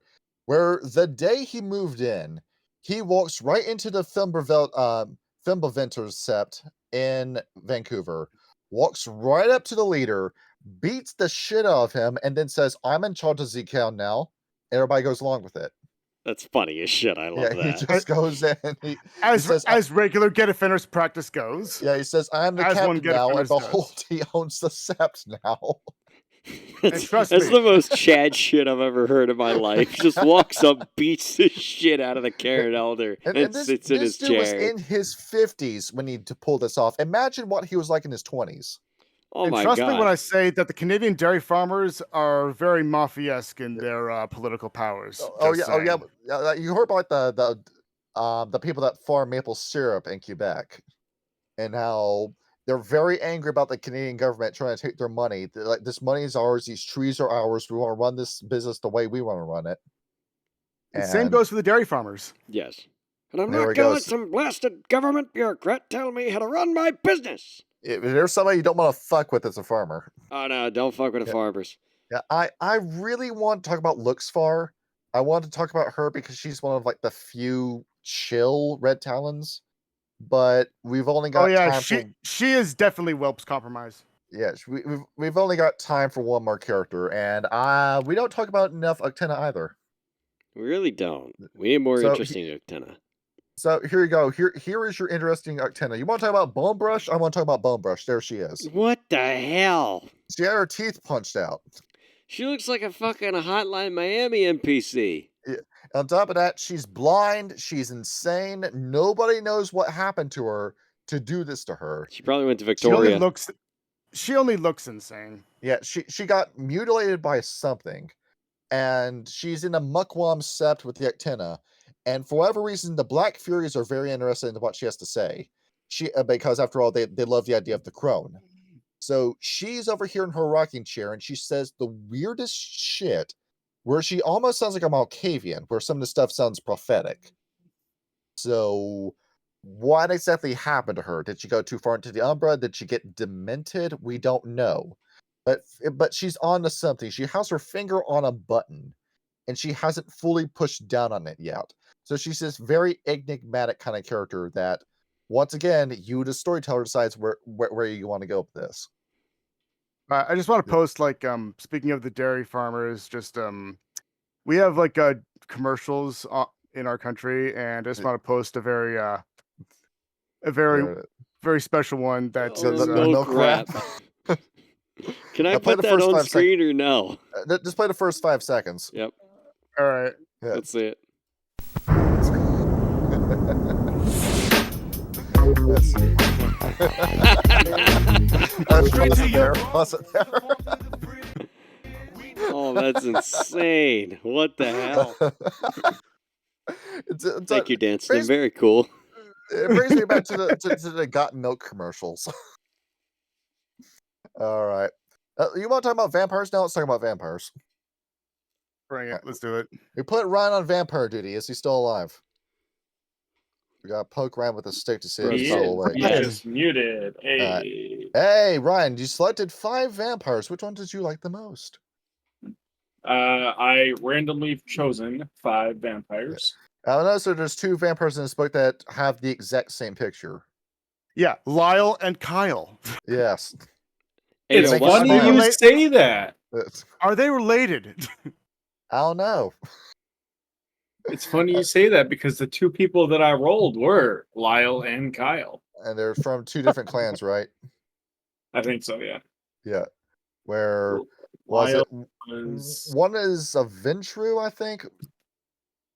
see. I'm I pulled up looking. this. Yeah. Yes. Yeah. Lyle is a Ventru. And then you go up to Kyle, who's up here, and he is. Oh, that's complicated. He's a Bruja. How the hell did that Yes. happen? Uh-oh. They're They look brothers. the same. Are you Yeah. sure this book wasn't rushed? This man is identical. These two men have finally met face to face. Don't let them touch, or it's going to cause a time paradox. It's like that Spider-Man meme where they point at each other. I traveled back in time to become embraced into a new clan. I hate working with the Ventru. And so let's just stick behind these guys. I'm you if you chose the Ventru. It's I'm your Ventru side. Ryan wants their story. All right, we're gonna start with Kyle. Kyle was a rebel and a troublemaker. Hell yeah, I and was. When he died, it didn't change much. Yeah, that's his picture. They're about to see. Hey, They're yo, he about looks to sick, see, though. Yeah. I like the artwork in this book. Him and his group got involved in the Anarch Uprising in Seattle against some Justice Car Petrodon Oh, you piece of shit. Archons, and were nearly wiped out. They fled in different directions, and Kyle ended up in Vancouver. When he arrived in Vancouver, he fell completely in love with a beautiful Stallus. Has become bloodbound to her. His feelings for her are not known to the vampire population because I bet they would turn that against him real fucking quick. Mm-hmm. But to her bond to her is not. Talks about Neil. There we go. Does he look a bit like Jason Patrick? A little bit. A little bit, yeah. So, Lost Boys. to get into his details a little bit, his sire was someone named Susan Drange. He's got a fucking, I can't read that, curmudgeon nature, Yes. a deviant demeanor. He's 8th generation. He was embraced in 1406, and he looks about 29 years old. He is very fast and very perceptive. He's got a strength in 4, 5 in dex, 4 in stamina, 3 in charisma, 2 in manipulation, 3 in appearance, 4 in perception, 3 in intelligence, and 4 in wits. He's pretty up there. I'm not going to get into his abilities, but he's mainly known for brawling, and he's pretty decent with firearm. As per usual with your Bruja. Yeah. His virtues are conscious, self-control, and courage, 3, 3, 4, respectively. Oh, he's actually a decent person. Yes. Okay. Surprisingly, given that he's a hoodlum. Given that he's an anarch. His disciplines are celerity, fortitude, potence, presence, and protein. Where did he get protein from?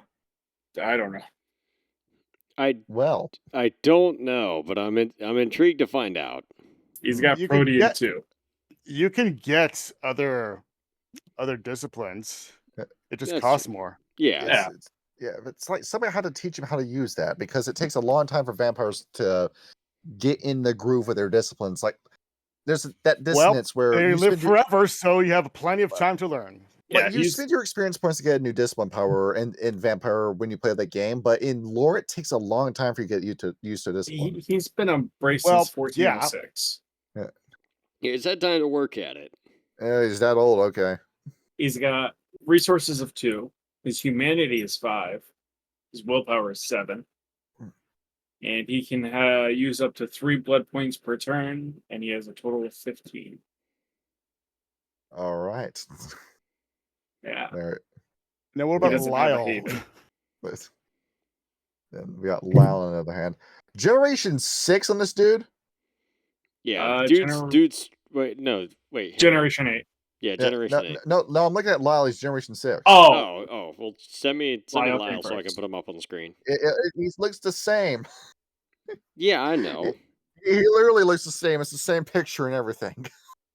It is the same picture. Corporate needs you to find the difference between these two pictures. It's the same picture. I love that meme a lot. Okay. All I'm looking at right, this guy's nature and demeanor. Uh-oh. getting into Lyle. Lyle was much of a Roman historian Yes. from the Republic of the to the Empire to the arrival of the barbarians at the gate. Yeah, the He Roman entered a Empire. long torpor after the fall of Rome to awaken at the dawn of a new era. Columbus had discovered the New World. Lyle was the first kindred to make the arduous journey to the new continent. He would have died at the hands of lupines, like many other travelers of his kind, if it had not been for his master. The Methuselah saved Lyle and made him his traveling companion.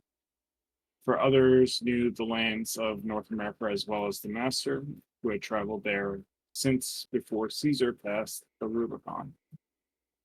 And Lyle soon picked up the secret lore from this new land. Since that time, his master has gone into torpor, lying in rest under the Simon Fraser University. Yes. Lyle both longs for and fears for the day his master's awakening. He fears him so much that his name is secret. Yeah. I'm looking at that. Generation 6. Who sired you?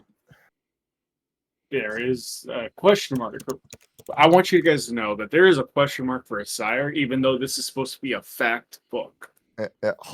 Hang on a minute. Hold on. I'm theorizing as to who this guy sire is. Hang on. It says the Methuselah saved Lyle.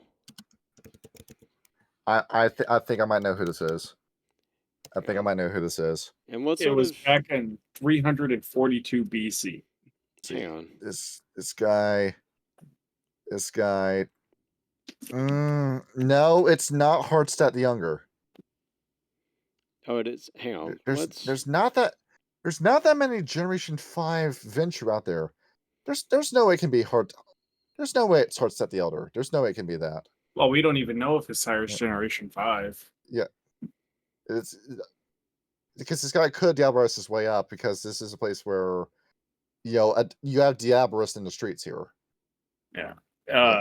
Like I said, he was embraced in 342 BC. Yeah. Yeah, been around for a minute. He's also 29, by the way. In appearance, yeah. He's gonna live that way forever. I feel like that, like if fucking Vampire the Masquerade Bloodlines had a Vancouver expansion, like meeting Kyle and meeting Lyle in different parts of the game would be such a mind fuck to the player. It'd be funny as shit. So I thought so. Sorry, just like I'm reading. Go ahead. Yeah. If you had a hell of a time with the Voorhees twins, then you talk with Kyle and Lyle, and that's going to throw you through an even bigger loop. Oh yeah. Even better if they had them meet in the middle of the game and be like, "Why the fuck do you look like me?" They get twisted up, and you have to decide who to shoot between the two of them. Yeah, which one's the real Lyle? Yes. See. Quick, tell me your sire's name. Let's see. I have no sire. So I think we should probably talk about Necros, or whatever the guy's name is. Yeah. So wasn't he a Malk? I thought he was a Nosferatu. He's a Malkavian. He's a Malk.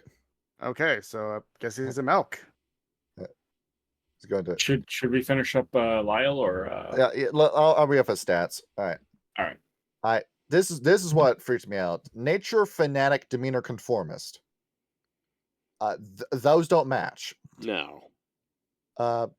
Strength 4, dexterity 4, stamina 5, charisma 4, manipulation 5, appearance 3, perception 5, intelligence 6, wits 4. Jesus. Conscience 3, self-control 5, courage 6. High virtues. Willpower of 10. Fuck. He's good at almost everything. Aspects 2, celerity 4, dominate 5, fortitude 6, presence 5, protean 3. This dude is fortitude 6. He is a walking block of tungsten. Fuck. That's 6 automatic successes on a soak roll. Jesus Still Christ. Humanity 5 though. Yes. like this is weird. Like he's this powerful, but he doesn't seem to have that much in terms of like in terms of like it's because of his the age. story. That's why he's so strong. It's because he was embraced in 342 BC. That's why he's so strong. Yeah. But there's no adding to the story. It's like somebody just decided to it's like a storyteller or a writer just made their own Here's a character boss fight. There you go. and Right. shoehorned it into the it looks like a You've seen- made character that was shoehorned into the game. You've seen Kyle. Now look at Lyle. He can Insane. use 6 blood points a turn, and he has a total of 30. All right. Now we move on to Necros. Yeah, there he is. Here's this fucking wimp. He's weird looking. Yeah, He is a it's Malkavian. Who does he look like? He reminds me of somebody. There are no normal Malks out there. That's true. That's true. I understand what you're talking about. He does look familiar. I don't know 320 BC. Yeah. He looks Oh. he looks like a very, very thin, like Brad Pitt from Interview with a Vampire. Yeah, it makes sense. Yeah, maybe, yeah. He's got anorexia. Necros is the city's only Malkavian, and strangely enough, he's the leader of the Nosferatu. That's one Malkavian too many. He's extremely intelligent and helped found the Great Library. Nobody's quite sure how old Necros is. I can tell you right now. Where he came from, or who sired him. Necros himself isn't giving out any answers. Rumor has it that Necros has a lot of arcane knowledge, including such gems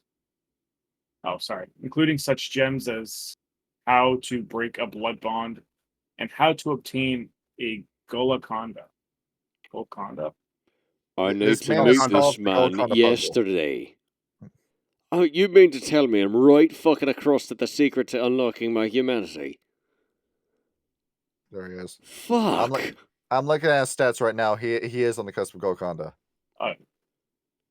This may all be true, but anyone trying to make sense of Necros's directions really deserves what he gets.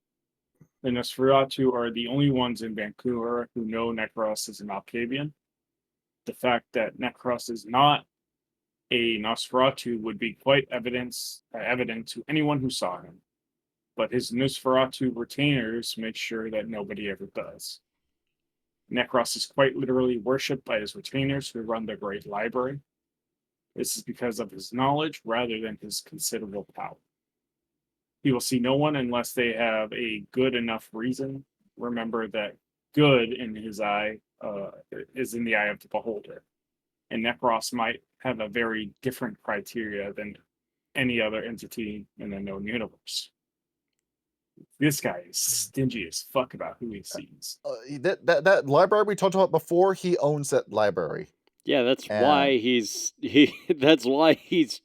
keeping such a tight grip on it. It's thousands of years old.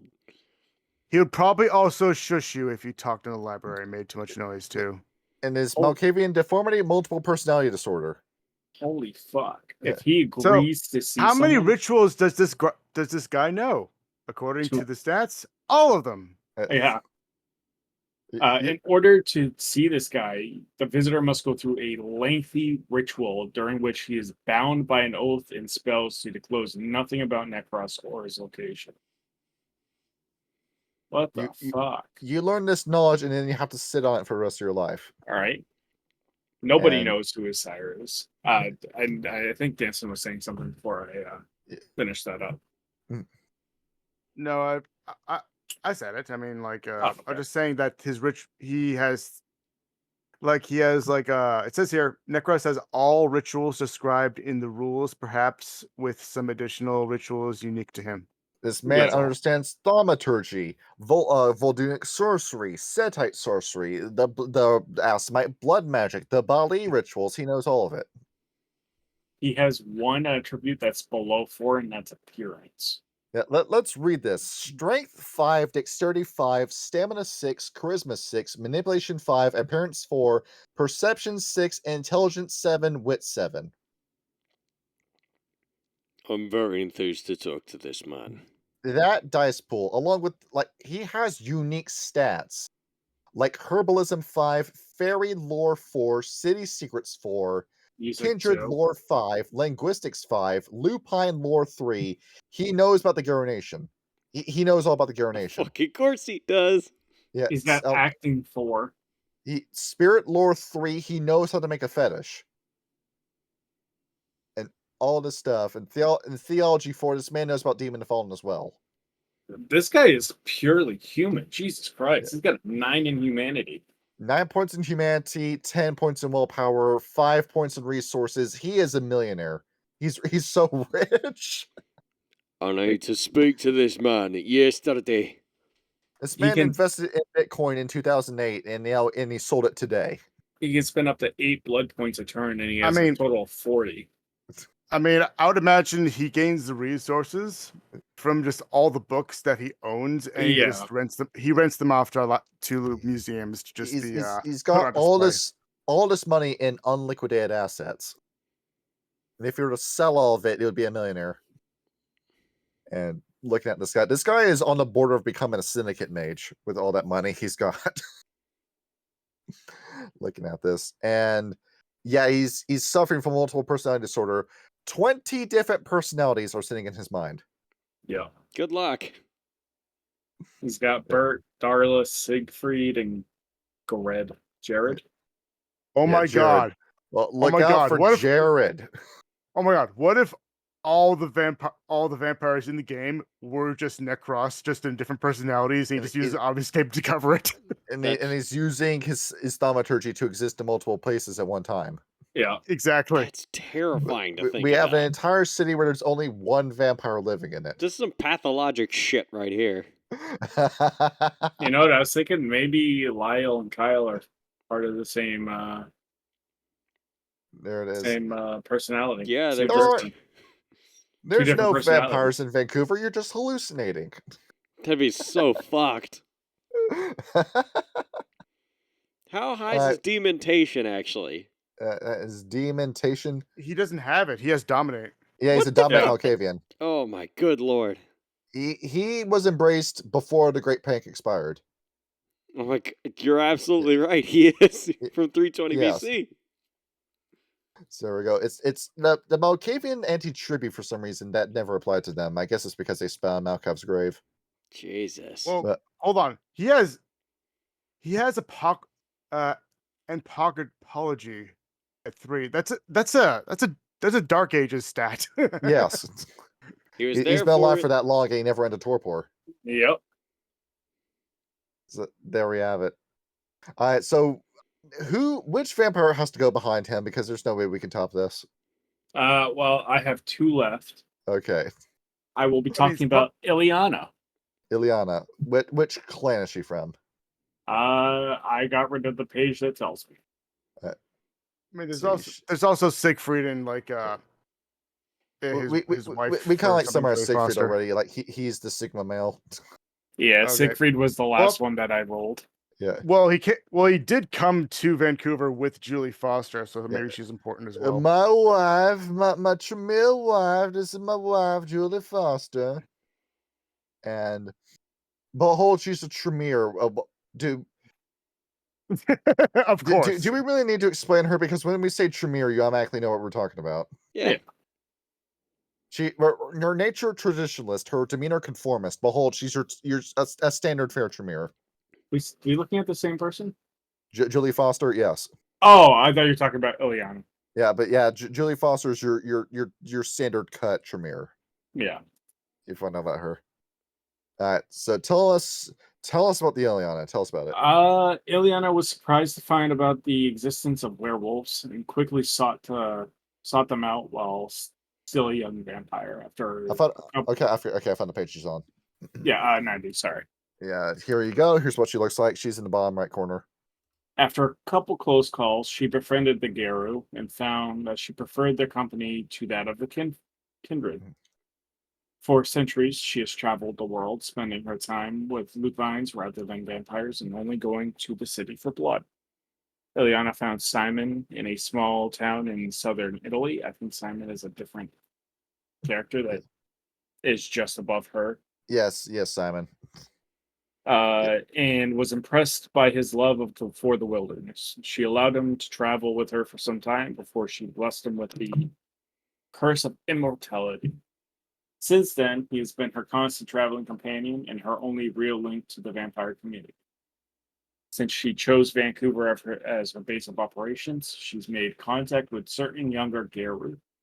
She finds them less conservative and thus more interesting than the traditionalist elders. Her contacts are largely among the more enlightened tribes, such as glasswalkers and children of Gaia. When kindred Garou conflicts started to escalate, Ileana placed herself out of the loop. She was distracted with other important concerns. Mm-hmm. When she revealed what was going on, she found that the level of distrust and hatred that the younger Garou felt toward the kindred was so great that her normal contacts would have nothing to do with it. There it is. Priest of Gaia, you ruined a good thing going on here. Yeah. Her sire is unknown. Her nature is survivor. Her demeanor is loner. She's eighth generation. Your standard gangrel. Yeah. She was embraced 1214. If you want to go over the attributes. Yeah, attributes. Strength 5, Dexterity 5, Stamina 5, Charisma 3, Manipulation 2, Appearance 3, Perception 5, Intelligence 4, Wits 4. Why are all of these vampires so smart? I don't know, but I'm kind of here for it, actually. She's made for combat too. Alertness 5, Athletics 3, Brawl 4, Dodge 5. Yeah. There's like there's like the book of great intelligence hidden in the library that everybody goes in and increases their intelligence by 2. Right. Blue Pine Lore 5. She might as well be part of the Garou Nation by this point. In Spirit Lord, she can make. If she knows that much about the Garou Nation, I mean, gangrel. I mean, it's a shame that you can't impregnate a vampire because she'd be great kinfolk. Yes, that's prime kinfolk. Yes. Jesus Christ! I mean, animalism 5, fortitude animalism 5, protein 5, protein 5. What the I mean, fuck? you can impregnate a vampire. Can you? If you're Zamichi. Where I mean, like, if you're Zamichi and you're a man. I'm just saying, like, true love and merit and bravo. It's a hell of a discipline and a hell of a merit. You have how many different instances of male pregnancy in the Zamichi books? You had it with Yorak, you had it with Sasha Vikos, you have it with every man that the eldest has ever put his hands on. Yeah, but that's the eldest. That's some weird fucking Geiger shit. You get a xenomorph baby in you that jumps out of your chest. Yeah, I don't want that. I quite like this, Ileana. I should probably hang my head a bit more around Vancouver, shouldn't I? She's sitting on a lot of money, too. That's resources 4 that she's got. Oh, yeah. Where's the cash hidden, Illy? Catherine, I think we need to take a vacation to Vancouver. Yeah, convince Ragnar to turn around and go back to Canada. There are a lot of powerful vampires around here. 7 humanity. She has 15 blood points, and she can spend 3 of them per turn. It's not as great as the others, but it's great. That's still a pretty stat vampire. And it kind of makes you think, because they're not allowed to have any vampires organizing with other vampires in the city. It's not allowed. Yes. So it kind of makes you think, like, working by yourself can do great wonders for your stats. I don't know. When you're solo playing, you don't have to share XP. There's a lot of gangrel in this book too. This is we have 3 different named gangrel characters. That's a lot for a vampire book. Okay, who's next? Who's our last lucky vampire? Rex. It would be it's the big man himself, right? Siegfried, right? Siegfried, yep. Yeah, we've already showed his picture. Let's pull it back up on the screen. That's right. It is. All right. The one where he doesn't look like just some man. He actually looks like a king of a city. Hang on, I'll be right back. Yeah. Keep chatting. Copy. I'm also paste. still listening. Page 97 to 98. Oh, sorry. That's the wrong. It's the wrong man. That's the They wrong look man. similar. They do look similar. It's the actual page. See, we found the imposter. No, it starts on page 97 and goes into 98. Yes. 97 and something. Yeah. That's the other Ventru here, Stalis Corsane, who she's like a more like money grubbing, power hungry Ventru who just didn't have the talent, Yeah. so she's here. I thought that was the bottom one. Yeah, it's the top one. Oh, is it? Yeah, page 97 to 98. Did I not Oh. send you page 97? You did. I have it right here. Okay, all right. The 97 was the one I put up first. Yeah. And then No, I you posted out. put 90 up. You put 90 up, 98 up front first. Here, I got it. I got it under control. There it is. No, this is where it starts. I put that one up first, and then I deleted it and put up 98. Yeah. Anywho. Yeah. Siegfried. I want to apologize in advance if I fuck up while speaking. Siegfried was a Visigoth chieftain who in 378 AD helped defeat the Roman Emperor's army Well, that's not very Ventru of you. and start the Germanic invasions into the empire. Impressed by the barbarians' intelligence and success, a former Roman counselor named Regulus visited Siegfried and offered him the boon of immortality. Siegfried, not knowing the price, accepted and was appalled at his thirst for blood. His horror knew no bounds when in a frenzy he slew Regulus and drank his blood. Uh-oh, Dallery. Yeah. For nearly 9 centuries, Siegfried was pursued around Europe by the Ventru for his diablerie. Finally, however, the extinction of Regulus was forgotten in the face of other problems, and Siegfried had joined the ranks of the clan for the first time. Siegfried stayed out of politics as much as possible, preferring to stay away from anywhere danger seemed imminent. He also stayed away from vampires in general and stayed in a small city without vampire populations whenever he could. During one of Siegfried's relocations, he met a fellow Ventru and barbarian named Hrothulf. Hrothulf. Hrothulf. Who was in Milwaukee by Night. Ah. It seemed that he had too slain his sire and had fought against the Romans. A bond of friendship grew together, and they traveled for some time, until Siegfried felt it was time to enter the ground for the sleep of the ancients. It was that guy's tales, Hrothulf. I love old Nordic names. Right? Tales of England that encouraged Siegfried to travel there after his awakening from torpor. While there, he witnessed the beautiful maiden staked to be offered to the sun. Almost without thinking, Siegfried fought off the England brood and made off with the woman who told him of the land across the ocean. Siegfried traveled to the New World as soon after his saving the English woman, Julie Foster. Who would later be embraced by Tremere. Yeah. That was a fucking sentence. I struggled with that one a little bit.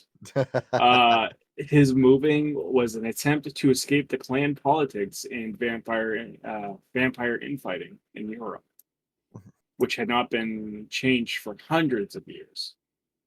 Over 1,000 years after his embrace, he found some measure of peace with the natives of America, as other vampires came to the New World, and the politics he'd left behind seemed to follow. Siegfried moved west and eventually established his own city, where he could once and for all escape the intrigue of vampiric existence.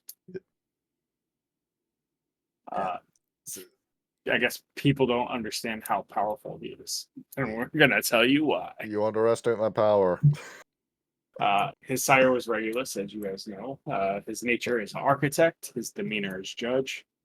He is a 6th generation vampire. He was embraced in 378 AD. He looks 22. So he cheated his way into getting elder powers. And you look at that stat block. We're strength 5, dexterity 6, stamina 5, charisma 5, manipulation 7, appearance 4, perception 5, intelligence 7, wits 5. Bro can get Holy anybody to do crap. anything. Why is Right? everybody in Canada born like in fucking early hundreds AD? Diplomacy 7, dodge 4, empathy 4, intimidation 6, leadership 7. Archery drive 4. Drive 2, eventually this tribal chieftain learned how to drive.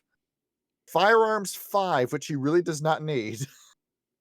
What do you mean? Everyone can use a little bit of firearms every now and then. He found out how the World of Darkness meta works. I You like shoot a man how with a his gun firearms first. score is higher than his archery score. I think that's really funny. You shoot a man with a gun first, then you use your point of rage to go up to him and make a melee attack. That's how the meta works with World of Darkness. I guess. I mean, Yeah. I'm gonna be honest. Like, I love the fact that there's so many fucking vampires that just have lupine lore. This place is bordering on becoming an Incarnu territory. I Where- really like it. I love this setting. This is what an Incarnu controlled city would look like. I'm all for it. This is the way to go. Yeah, Right. and then you look at the existing ones too. Auspex 5, Celerity 4, Dominate 7, Fortitude 5, Obfuscate 3, Presence 7, Protean 3, Thaumaturgy 3. And then his backgrounds were like Aventru, Allies 5, Herd 3, Influence 3, Resources 5, Retainers 5, Status 5. This is insane. Yeah. And even though this man is super strong and just about every vampire we've named is super strong, he knows where to fold it. He knows he can't take on all the werewolves of Vancouver and live. Yeah. So, Well, let's put it this way, though. Yeah. Remember when you were talking about how difficult it is to actually feed in Vancouver? yes. Vancouver? Yes. Well, this is why. Because you need to be powerful in order to survive in Vancouver. Mhm. Otherwise, you'd be botching a lot. And we've also got a dilemma going on with Siegfried, because he's a Diabolist, and once he reaches a certain age, he's due for this happening any time now. He's going to get to the point where the only way he can feed is by diabolizing other vampires. Yeah. Yeah. So Vancouver's only going to stay a nice place for so long. Eventually, Siegfried is going to go insane. It's going to be like how Bruce Willis went out, where you can feel it happening to you, but you know you can't stop it. So Nexus, I'm telling you, Nexus killed, diabolized all the vampires, and he's just taking over their personalities all over the city. Necros? Yeah. Well, that would play into his favor. Like, if there was a man to lead a city, it would be Necros, but he doesn't want to. He wants to be the librarian. I mean, at the very least, he would be able to know that's a successor if one of if his one personalities existed. wants to. See, and do we have enough time to talk about one more vampire? Because We got I have 15 one that I minutes want to here. talk about. Go ahead. I want to talk about Nosferatu. Let's talk about Nosferatu. Oh, See. this German guy? Yeah, here he is. The German Nosferatu. I am the head librarian. Where there's only 10 Nosferatu in the entirety of Vancouver. Maximilian the First. There he is. You see this guy. This is Albrecht. This guy. Sharing the name with one Jonas Albrecht, but spelled differently. And he was present with Siegfried when it came to negotiations going on with the Lupines, where this Yep. Julie's always going to be Siegfried's number 2. This is the number 3. The other guy who's helping Siegfried run the city. And when Necros founds the Great Library, he's underneath the streets of Gastown. and the Nosferatu have added to it and continue to guard it. He's got like this entire necropolis right beneath the library. If you want to steal any of those books from the library, Necros goes to this guy and orders a blood hunt on whoever stole a book to this dude. You're going to have the entire all 10 Nosferatu chasing after you just to retrieve that one book. That's terrifying. And like just about everyone else in this city, he's a vampire from the Holy Roman Empire who fought against the enemies of Maximilian I. And he ended up going into alcoholism when the war ended. His wife and son had died. His only son had died from a strange blood disease.